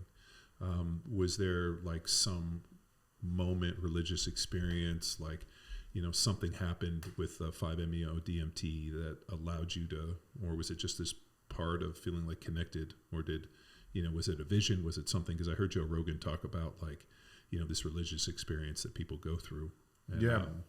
Well, I want to make the distinction between religion and spirituality, right? So religion is man-made. It's a man-made practice. It's a system of, you know, beliefs. I'm not a religious person. So it's like the belief in like a greater power, not necessarily like this God. Like I saw Jesus, there were the flowing robes, the long beard, the whole deal. Religion is a practice. It's a system that you follow, right? Whereas spirituality is just the connection to, call it whatever you will. I call it God, right? And so the more connected you are to nature, the more connected you are to yourself, to people and animals around you, the more spiritual you are. And you can choose to take that spirituality and adopt some doctrine like Christianity or Islam or Judaism or whatever, and that's your religion. So I choose not to be religious, but I'm very spiritual, and I wasn't at all before. Like I said, I through combat decided God wasn't real and that we were just floating on this rock. But I have a huge problem with you know, more people have died in the name of religion than anybody, like anything else on this planet. And I'm always amazed that, like, you know, if you're a religious person and you believe in this, that, you know, the atrocities that people are able to commit to other people, that because they don't fit within their clique. And it just never made sense to me. It's like, oh, like, okay, so I was raised Catholic, so that's what I was exposed to. Let's say you were, you know, grew up on the other side of the world, and, you know, Islam was what, you know, Allah. And so now all of a sudden we're some mortal enemies based on geography and just the fact that we were born in a separate place and given, and then when you put them next to each other, I mean, they're not that much different. And yet it allows people to go do the ugliest things on the planet because these people believe something different than me, which never made any sense to me. Yeah, I think religion is really can be really, really dangerous. You know, when I went to the Vatican and walked through those halls, I was just disgusted at the amount of stolen wealth that has built that church. And then just this morning, I was reading about the Catholic Church in Boston and how many pedophiles they protected. And there was like 160, I think, in this lawsuit that they named. Yeah. And the lawyer said there's going to be hundreds more. And so systematically, they're protecting these pedophilic priests. Well, they take the priests and, like, you know, Father John, his name's not John. You know, like they take their priest name, you know, Father Michael, whatever it is. And so they're able to move these guys around and change the names because that's not how they're known. So they got into like basically the system of giving them names different than their given names. What, you know, like, hey, this is, you know, Bill Johnson and, you know, Father Michael. And like how they could move these guys around, and then something would happen and they would move them to a different parish and give them a different name. Like that to me, what like is, I mean, that's conspiracy. Like your conspiracy to take these individuals, they knew that they've been hurting children and they paid them. I mean, it's just. And I think that's part of the reason that the younger generations of Americans, at least, don't have any kind of faith in God, right? Because they associate religion with spirituality. Yeah. They can't dissociate those things. It's like, well, I know the Catholic Church sucks because they harbor pedophiles, so God must be fake. No, you need to take a closer look. And by the way, the secular wars that have occurred, the non-religious genocide, in fact, outweighs the death that has occurred in the name of religion. You look at what Mao did, Lenin, Stalin. That list is really fucking long. So well, unless you look at the Crusades and you look at like the first, second, and third Crusade, how many people died during those is probably greater than the bubonic plague. Yeah, but I think when you stack them all up, I'm not defending religion. I know. Like I said, I'm not a religious person, but I think the numbers are surprising. I think most people would be surprised to know that when you take take the Holocaust, 6 million Jews, that wasn't done in the name of religion. Yeah, right? but Stalin killed a hell of a lot more than that. Also not in the name of religion. Whenever they talk about the Holocaust and the killing of Jews, I'm like, Stalin killed more Jews. Stalin killed more, but not in the name of religion, right? Hitler didn't kill in the name of religion. Stalin, Mao, none of that was religious. That was all from government, right? Sure. But we're going down a rabbit hole. Back to your question. Literally, that's like in the opening of this podcast, we're going down the rabbit hole. So don't be upset about it. But no, I mean, I was one of those people. I was raised Catholic, and all of a sudden, the systematic covering up of the Catholic Church, and they're okay with hurting and children and harboring these individuals, and like like you go to the Vatican and you see like the amount of riches in this. I mean, I remember hearing a story. There was a monastery, and for like 1,000 years they carved a staircase. There was a staircase to God, and that was what all these individuals did for like hundreds of years, was carve the staircase. They finished, and what happened? The Vatican showed up, boxed it up, and took it to the Vatican. Yeah. I mean, the stories are so fucking crazy to me. Yeah, in the name of God, we're going to take this, and we're going to fuck your wife and enslave your children. It's all for God. So the experience that transitioned me from atheist to believer in God. So first it was that DMT experience. And what I felt physically was this connection to everything in the universe. I felt it. And I thought, okay. So then afterwards, I'm sober now, and I'm trying to piece together what that experience was. As I mentioned, I became obsessed with knowledge. So part of that was physics. Some of that was neurobiology. Some of that was psychology. But some of that was philosophy. So I became obsessed with philosophy. And I read a ton of books. And at one point in time, I was reading the Sermon on the Mount, which is Jesus's. Where would you classify yourself in the philosophy, like in the spectrum? Would you put yourself in a camp? No, I wouldn't. I like it all. There's so much overlap. I mean, I'll read stuff from the Stoics. I'll read stuff from Plato, Aristotle. I'll read ancient, Far East, Buddhist traditions and philosophy. I like it all. Mm-hmm. But I didn't know that when I started. So I started with the Sermon on the Mount and the Bhagavad Gita, which is the kind of the Hindu version of the Sermon on the Mount. Mm-hmm. And so I'm reading them simultaneously and quickly realized that they're 90% identical. The lessons that this Hindu prophet was teaching that are written in this book are basically identical to the lessons that Christ taught and put in this sermon that are in this book. Then I went and picked up additional religious texts, ancient spiritual philosophical texts, and I started highlighting all the things that were the same. I ended up building this spreadsheet. One spreadsheet was, what are the practices that these spiritual teachers taught their followers?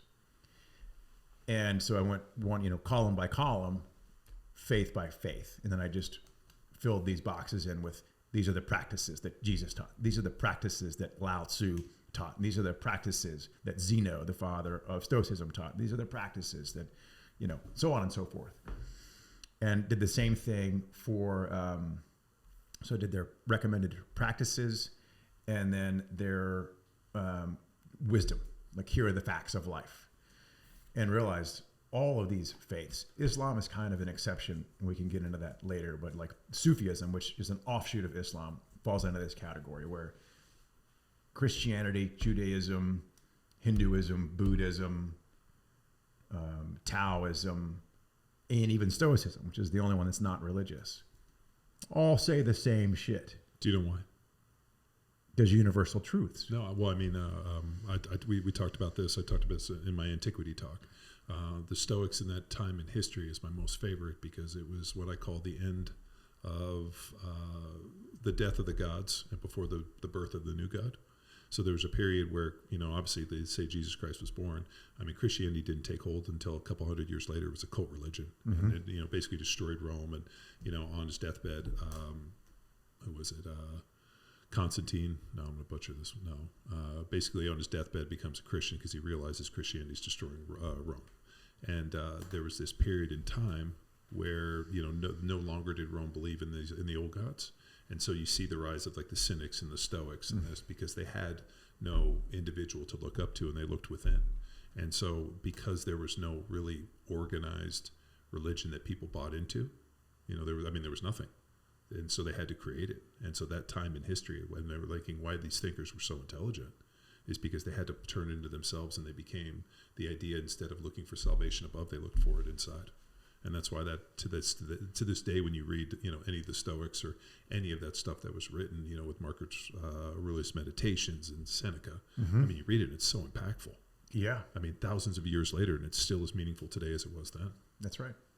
That's why it's so fun to read wisdom, right? And the more that I read from different traditions, the more excited I get, because I'm like, okay, it wasn't just one smart guy that said, okay, here's what I think about the world. Here's like 30 really brilliant people, like the most brilliant people of their era from different cultures and different parts of the world geographically.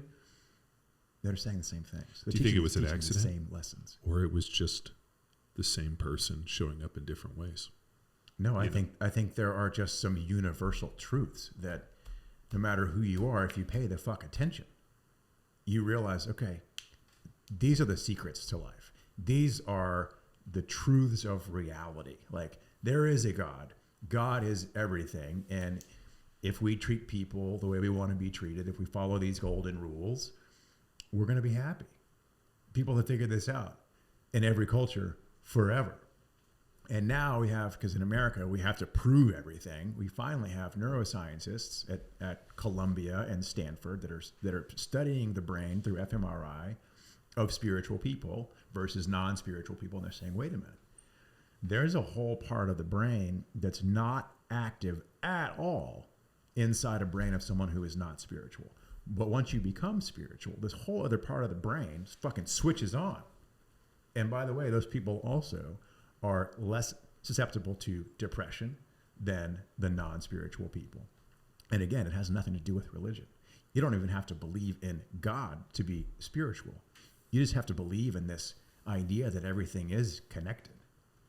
So Doc Parsley on the podcast was saying that when he was at Naval Special Warfare, they were developing a vaccine against religious extremists. So they knew that they could basically take, I forgot whether it was airborne injection or whatever, that they assessed a part of the brain that kind of deals with religious fanatics and kind of what he's talking about here. And they had a way to vaccinate and basically shut down that part of the brain to get rid of religious extremists. So one of the deals was, we're going into Afghanistan, we're dealing with all these different religious extremists. What if we just vaccinated them away? And then all of a sudden they were like, this was a real program they had. And I think what did he say, 2007, 2008? Yeah, it wasn't that long ago. Yeah, it wasn't that long ago. And so then all of a sudden, like the COVID vaccine comes out. And I remember partially when this whole thing came out, he's like, let me tell you about what we worked on with the government. We're trying to vaccinate away extremists. To say that like they couldn't do other things with these vaccines is pretty interesting. So not to say that there's some conspiracy theory with COVID vaccine, but I remember Parsley telling me that story and being like, when they were looking at like airborne, basically being able to detonate it in the atmosphere and drop it down, individual vaccines, putting in the food, water supply, like different entry points. So kind of crazy. I'll kind of tie up that talk track with the next couple of spiritual experiences that I had. So I didn't want to recreate that using stimulus. I didn't want to use drugs again, but I knew from that experience that God was real. And so I said, okay, I need to go experience that sober firsthand to see really what I'm dealing with when I'm not, in some altered state of consciousness. So I started spending a lot of time in nature. I started praying. And before long, I started having spiritual experiences. And the first one I went on a long hike. And I took flowers with me, one for each of my buddies who was killed or took their own life. And my intention was to find a place in nature to like have a little miniature funeral for each of my buddies. This was part of this healing process that I was on. So I hiked up, my first buddy was killed in a car accident when he was in the teams. And so I found a spot for him and laid this flower down on the ground and just started thinking about him. And I was consumed with memories of this guy. And then all of a sudden I just felt this warm energy. That was the same energy that I had when I was around him. And I became very emotional. And so I had this conversation with him. And it felt to me at the time like he could hear me and like he was communicating back to me in some way. I didn't hear words. I didn't hear a voice. I just felt presence. And I felt fucking awesome. So I buried him at that point. And then I had 6 more flowers, 6 more guys to bury. So I went through the whole day just walking around the forest looking for spots that for whatever reason would speak to me, and I'd go and have this little service for these guys. And at each stop it felt like this connection to nature got stronger. My connection to these guys who were dead got stronger. And then in the final part of the day, my parents who were still alive, I had planned to do the same thing for them, even though they're still alive. And I learned this from this organization called the Hoffman Institute, started by a neuroscientist named Bob Hoffman. Phenomenal facility, phenomenal program. And I thought, okay, where should I bury my dad? And I'm just kind of standing in this beautiful area, and then this hawk flies over, like very close to me. And I watched this hawk, and he calls as he flew over, and he landed on this fence post. And I thought, that was weird. That hawk came really close to me and called right above my head. That never happens. And he landed on this fence post. So I'm just going to walk over to that fence post. And I get over there, and there's just this scene at this fence post. There's like a bale of hay. There's these old cedar fence posts, and it looks exactly like the farm where my father grew up. And I thought, oh, this is the perfect place for me to bury my dad. And it's right where that fucking hawk landed. And you could chalk that up as some weird coincidence or whatever. But I can tell you that what I was feeling at the time was not that. It was there is some strange connection happening here, and I feel this, and I feel this presence of God. So I had that experience with burying my father. It was a beautiful thing. And then finally it was time to bury my mother. And I hadn't seen any flowers anywhere this whole day. It just was kind of a dry area. And I'm moving along thinking of where to bury my mom.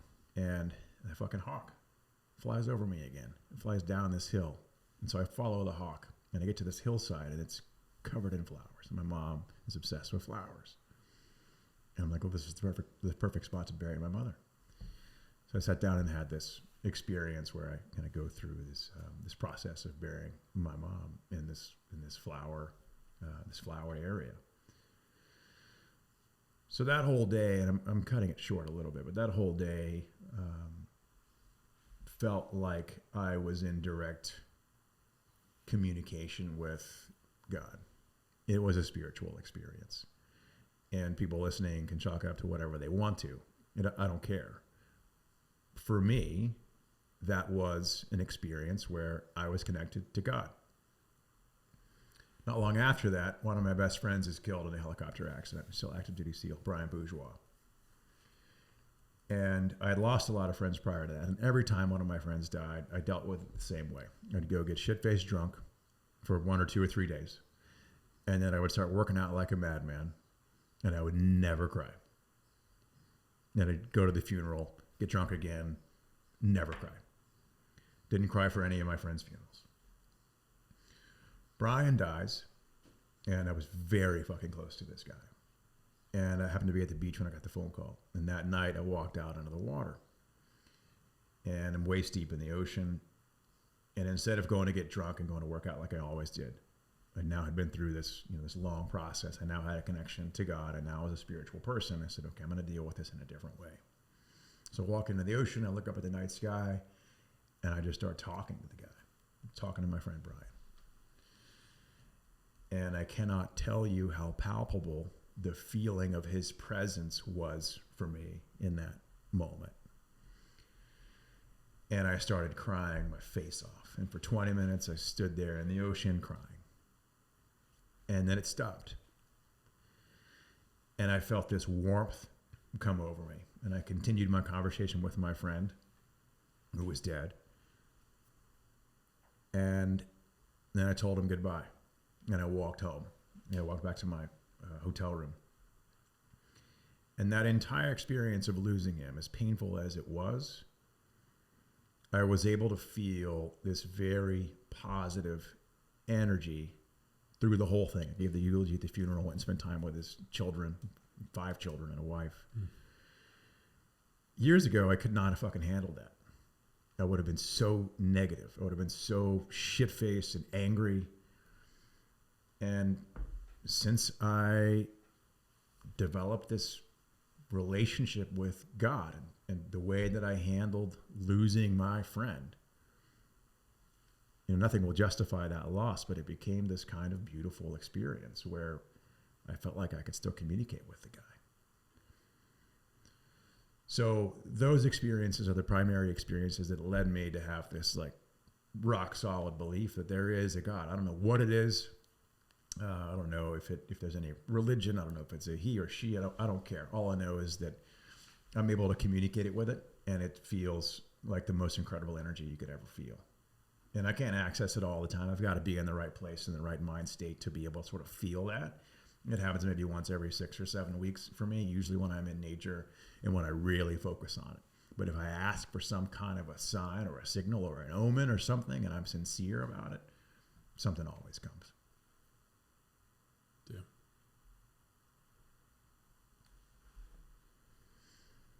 So it's a beautiful thought. I mean, the practice is amazing. For me, I can't remember if it was in a movie or a TV show or whatever, but I think it was one of the Viking deals where they talked about, obviously people pass on and, obviously they go to Valhalla or whatever. And I'll see you again one day because we'll all be there. And so, like my dad passes away or any of my friends that I've lost, I just think, one day I'll get to see them again. Not now, but in the future, hopefully not too soon. But they'll be there when I'm waiting. Yeah, I think there's something to that. And I think that we've created all of this fear around death, and it's gonna come for us all, and how you choose to meet it. And I think what happens is we lose our friends, we lose our family, we lose people, and it doesn't affect them. I mean, they get to move on. We're the ones behind, and we have to see it happen, and this feeling of maybe it's the mortality of seeing it happen, realizing that this will happen to us one day. And I think that as long as you are doing what you want to and living a life worth living, I think the biggest scare for me, at least has always been, is can you imagine being an old man laying in your bed, realizing all the things that you didn't accomplish, that you didn't do, and realizing that you probably wasted your life? That to me is by far the biggest scare.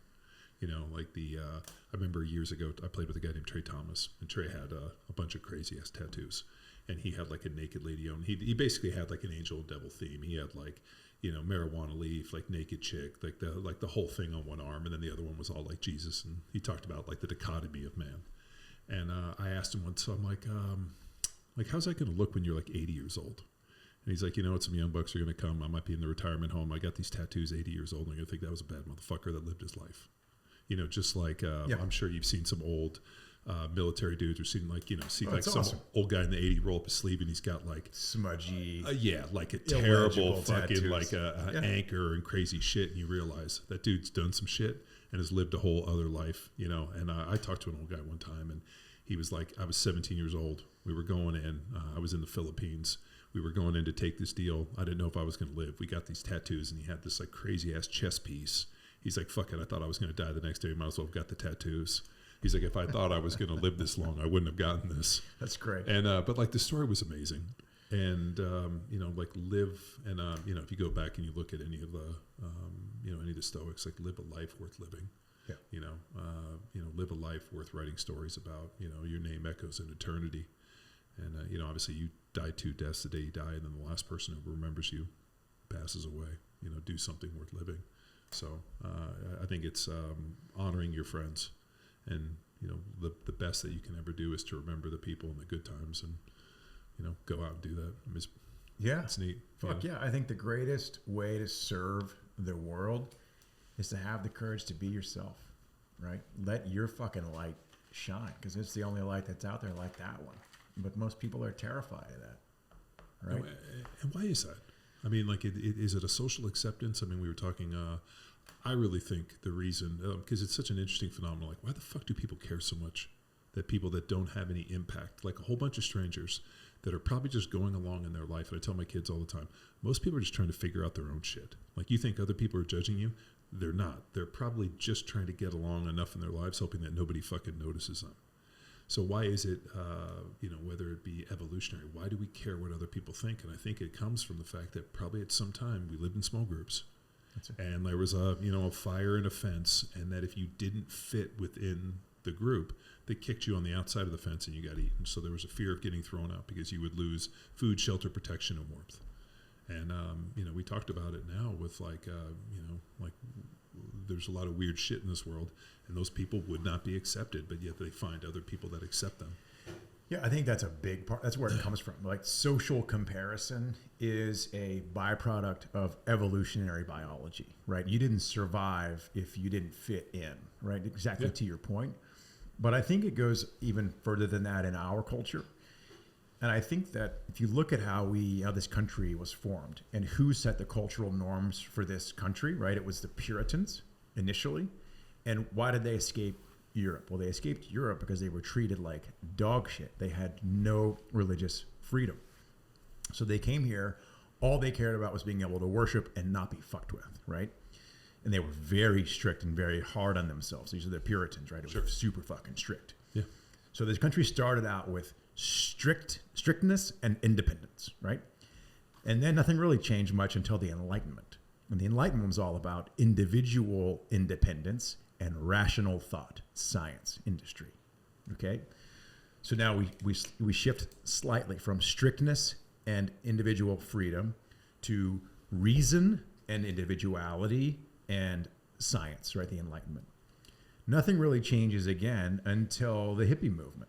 Well, the Industrial Revolution. Right, but I think it's a product of the Enlightenment. Sure. Right, people start moving. That. Yeah, people start moving. Yeah. Expansion-wise. Yeah, that's right. And I'm glossing over some major history, but what I'm getting at really is the cultural growth. Sure. The social norms. Oh, yeah. No, I mean, think about before the hippie deal. Like, my dad told me as a little kid, you would walk into the barbershop, and there was like 6 haircuts. Yeah.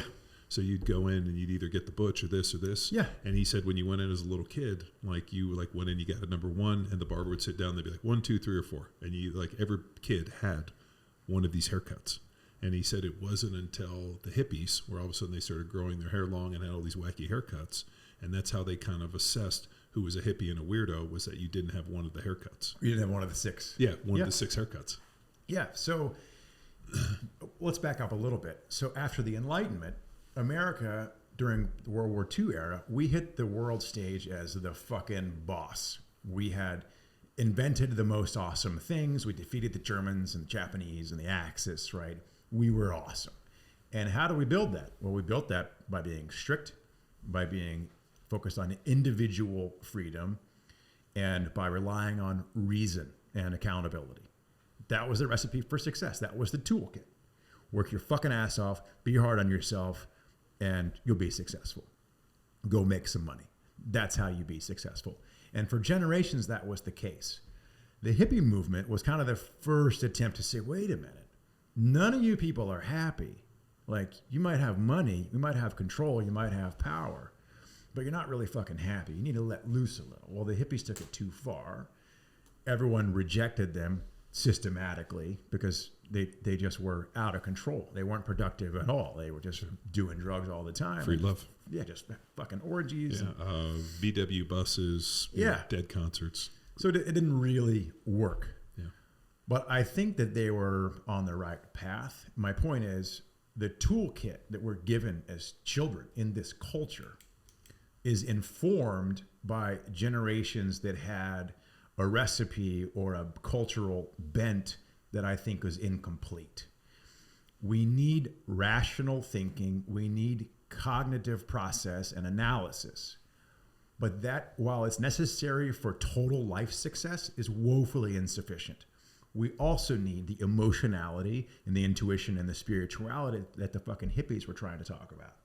The problem is people get on these extremes, and you're either like Warren Buffett, or it's all analysis all the time. You don't really have a lot of fun, or you're just fucked up on the beach, stone, and you don't work and you stink.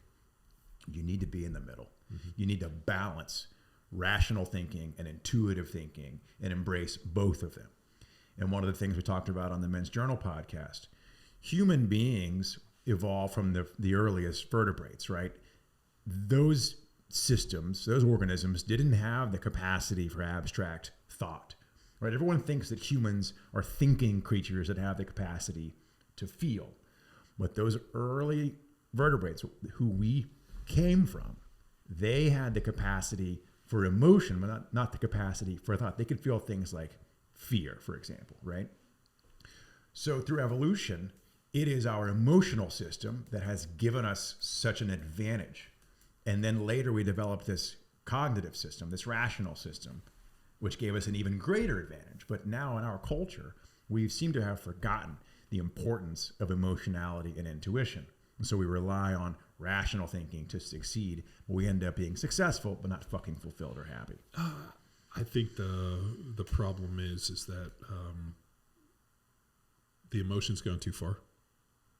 Like I completely agree with you. I was coming out of the NFL. I think my emotional quotient was extremely low. I think I created this like thin candy shell that was unbreakable, and it took me a long time. I think having kids, being married, I think all of these things have increased my emotional intelligence. I also think a bunch of the cognitive stuff we were talking about, like healing your brain, all of that, like awakened a ton of things within me. But something that I've worked to really develop is empathy. You know, and I view empathy as my ability to put myself in your shoes.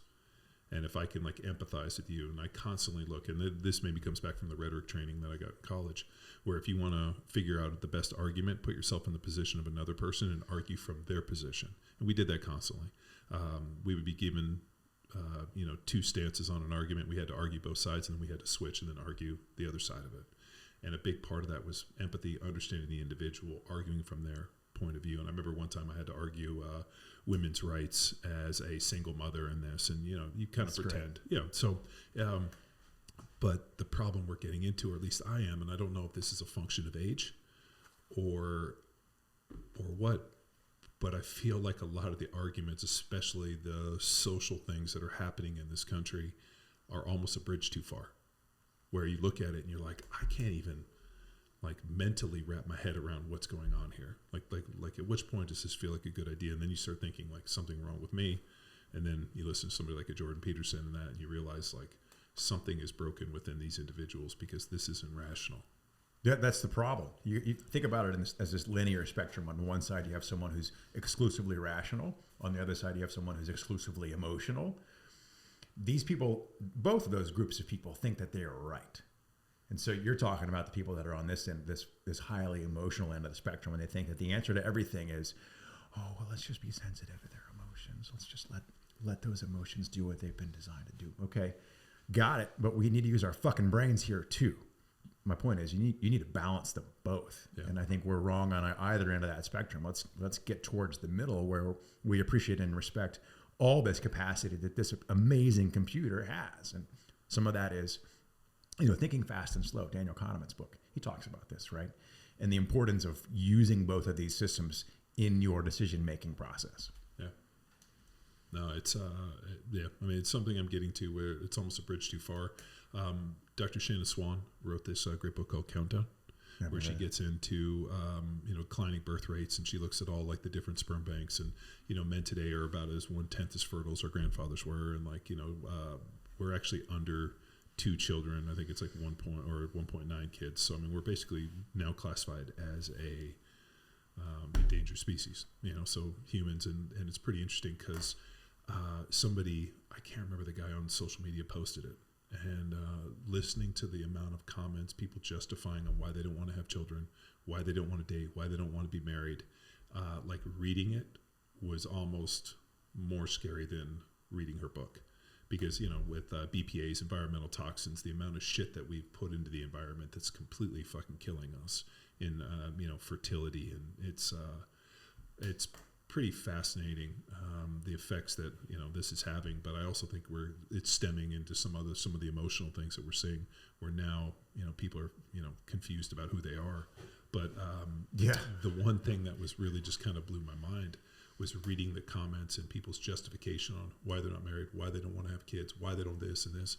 And that to me was by the scariest part of reading the comments associated with this, was just the fact that people believe in this impending doom. Why would you bring a child into this world? Yeah. This, it just, the amount of pity and just angst and anger in this was like, holy shit, dude. I hope this is just the microcosm of the people that are following this, because this isn't society. This isn't what I see out my door.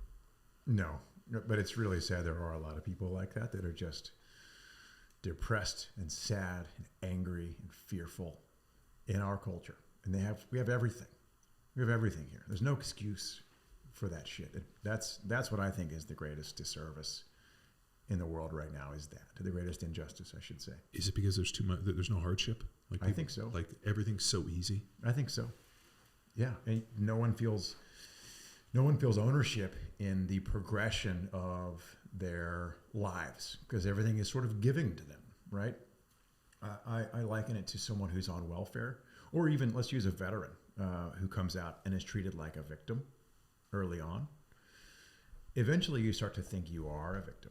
Sure. Right? And looking at the welfare case, if someone's always just giving you enough money to survive and never forces you to go out there and build something for yourself, how are you going to ever feel proud?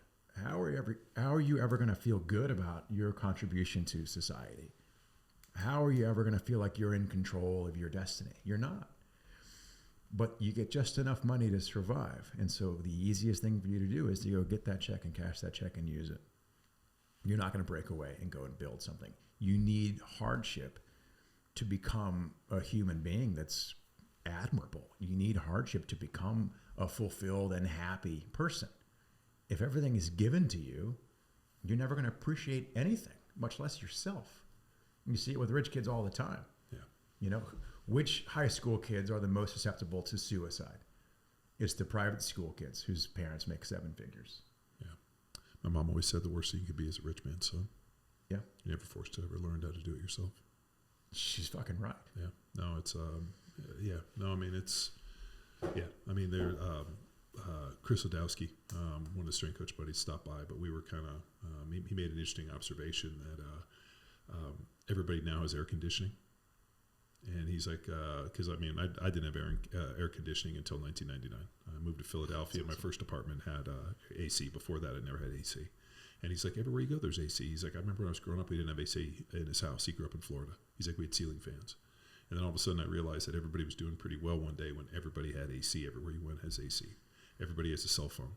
Everybody has access to the internet and this. He's like, it's pretty good, right? Like, everybody has way more than they used to. I mean, just the fact that everybody has AC seems like a good deal. And yeah. I thought that was such an interesting, he's like, when did you get AC? I'm like, my first apartment in 1999 when I moved to Philadelphia was the first time I ever had an apartment with AC. That's awesome. I didn't grow up with AC in our house. I mean, I didn't have it in college. We had a ceiling fan. I mean, just kind of a different deal. And now, I mean, can you imagine a house without AC? Everybody has it. Everyone has it. Life is good. We got everything we need. And that's why we're falling apart. Nothing to work for anymore. So the age-old, does that mean that we're on course for some hardship to come? Because this is what happens through society. I don't know, man. I mean, you look at every great civilization, they get to a point where everything's so good that it ends up crumbling, and then they create more hardship because they have to get to it again. That's a sad realization. I don't know. You can make the argument, which makes sense, that we're going to have to break in order to grow any more than we are. But I have no idea. I see a lot of awesomeness. I see a lot of goodness happening. There's a lot of people are switched on and filled with, not just great ideas and, able to work hard, but also, filled with love and respect and kindness. And I think there's a chance that those people prevail, but I don't know what happens to all the people that are lost and fucked up and broken and angry and miserable. I don't know what happens to them. There's no way to help those people. That's my life's purpose, is to try to help those people. That's what I'm doing right now. So we'll see. It's like it's a lot of people to help. Yeah. But it is going to require a shift in the way that people view the world. And that's not an easy thing to change. That requires behavioral change, which is neurobiological, which is Herculean. Yeah. If we can legalize these psychedelics, maybe it'll happen. Yeah, I just as the doc we talked to on the podcast last week talked about, having people that are 30, 40-year drug alcoholics, people heavily addicted, leaving Las Vegas style in one treatment and all of a sudden never touching alcohol again. Just the addictions that people run into, whether, be food addiction, which means we handle constantly with people, this idea of addiction. But, yeah, man, it's a scary time. Yeah, I'm optimistic. I am. I think with access to information, it's really hard to keep people down. And I think good breeds more good. So I am optimistic about it, but who knows, it could go any way. This whole thing it's very fragile, right? This whole thing could fall apart in the next couple of years.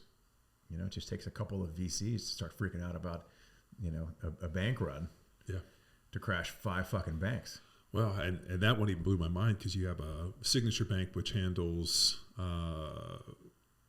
crypto, and then you have Silicon Bank that handles VC money, and yet those were not consumer banks, and yet we had to run on the consumer banks. I mean, I'm my next door neighbor back in Newport was one of the presidents for First Republic. Wow. And that was our local bank, or still is our local bank. And all of a sudden, people are running to take out, First Republic was the most stable bank on the planet, and people were still running out on that. Yeah. So fear's a motherfucker, dude. Fear is. So what do you got, Chris? Anything? Well, I'm glad we're ending in that you are an optimist, Judson, because we're painting a perspective, but I'm glad that people. Now we're empowering them with tools to think, which is important. I think as a parent, you have to be an optimist. That's something that, as I was talking about reading those comments on Dr. Swan's book. I think as a parent, you have to be an optimist because you have to hope that the world will be better because you want your children to grow up in a better world. And what I realized is those people that are I would never have children, I would never get married, and this, I realized that those people are so closed-minded, so pessimistic that maybe everybody shouldn't have kids. Maybe everybody shouldn't be married. And not everybody should get to the end of the finish line the same way. Yeah. And just the mere fact that they're misanthropes and they're just so unhappy where there's so much opportunity in the world to do things that they're just stuck within their own shit that I don't want those people as parents. Yeah. I want people that are optimistic, that are hopefully raising their kids to be better versions of themselves. Yeah, I think the world is getting better. We talked about Hans Rosling's book earlier, right? The statistics are pointing that way. But when you get down into the weeds of, these negative comments on social media or you watch the news too much, it's hard to believe that things are trending in the right direction. The reality is they are. More and more people are talking about the right shit. More and more people are trying to do good things in the world than ever before. And America is still leading the way. And the American dream is still a reality. You can come here from whatever country you want with nothing, and you can become rich in a matter of a decade. So there's a lot of good shit going on still. It's getting better. Awesome. So if people want to reach out to you for coaching or how to get to Desert Door or any of that, how do they get a hold of you? Yeah. So Desert Door's website is desertdoor.com. My website is judsonkauffman.com. And you can email me directly through that. And then also on Instagram, you can find me there, Judson_Kauffman. Yeah, you can also check us out. We're on this Everyday Warrior podcast on Fridays, which has been a lot of fun. Yeah, it has been fun. I'm with you. I don't really feel like there's any agenda other than just showing up and having drinks and shooting the shit. Yeah, it's nice. It's kind of bros drinking, which should be another one of our podcasts. Right? That's our it's the next one. Bros drinking. double secret. Yeah, instead of drinking bros, just bros drinking podcast. Yeah, but it's and good. We're optimistic while we're drinking. I tend to think they're negative glance, but those guys. I don't know. We don't have to. We can wrap it. No. I think that there's an interesting balance for the podcast space, between education, I hate to be doomsdayers. I would rather educate and inform people of information, introduce them to people like Judd and what he's doing, and showing his journey to here I was into enlightenment. I think that's a wonderful form of education. sitting and just looking at all of the negative things within the space of the media and time and all that. Like, I don't know if we need any more of those podcasts. I mean, it's just like, Well, yeah, the people out there, they're doing a great job. So we'll let them continue to do that. Yeah, they're kicking We'll do ass. otherwise. yeah, cool. Good for you guys. Thanks for having me on. Yeah, dude. Thank you. Thank you for joining us. And well, cheers. I'm sure I'll be seeing you soon at Yeah. the Desert Tour. Chris is going to show up with his membership card. He's like, I made this myself. I got a membership card. Desert Tour. Here I am. We're still friends, right? Absolutely. Awesome. Well, cool. Thanks for tuning in. Bye. Cheers.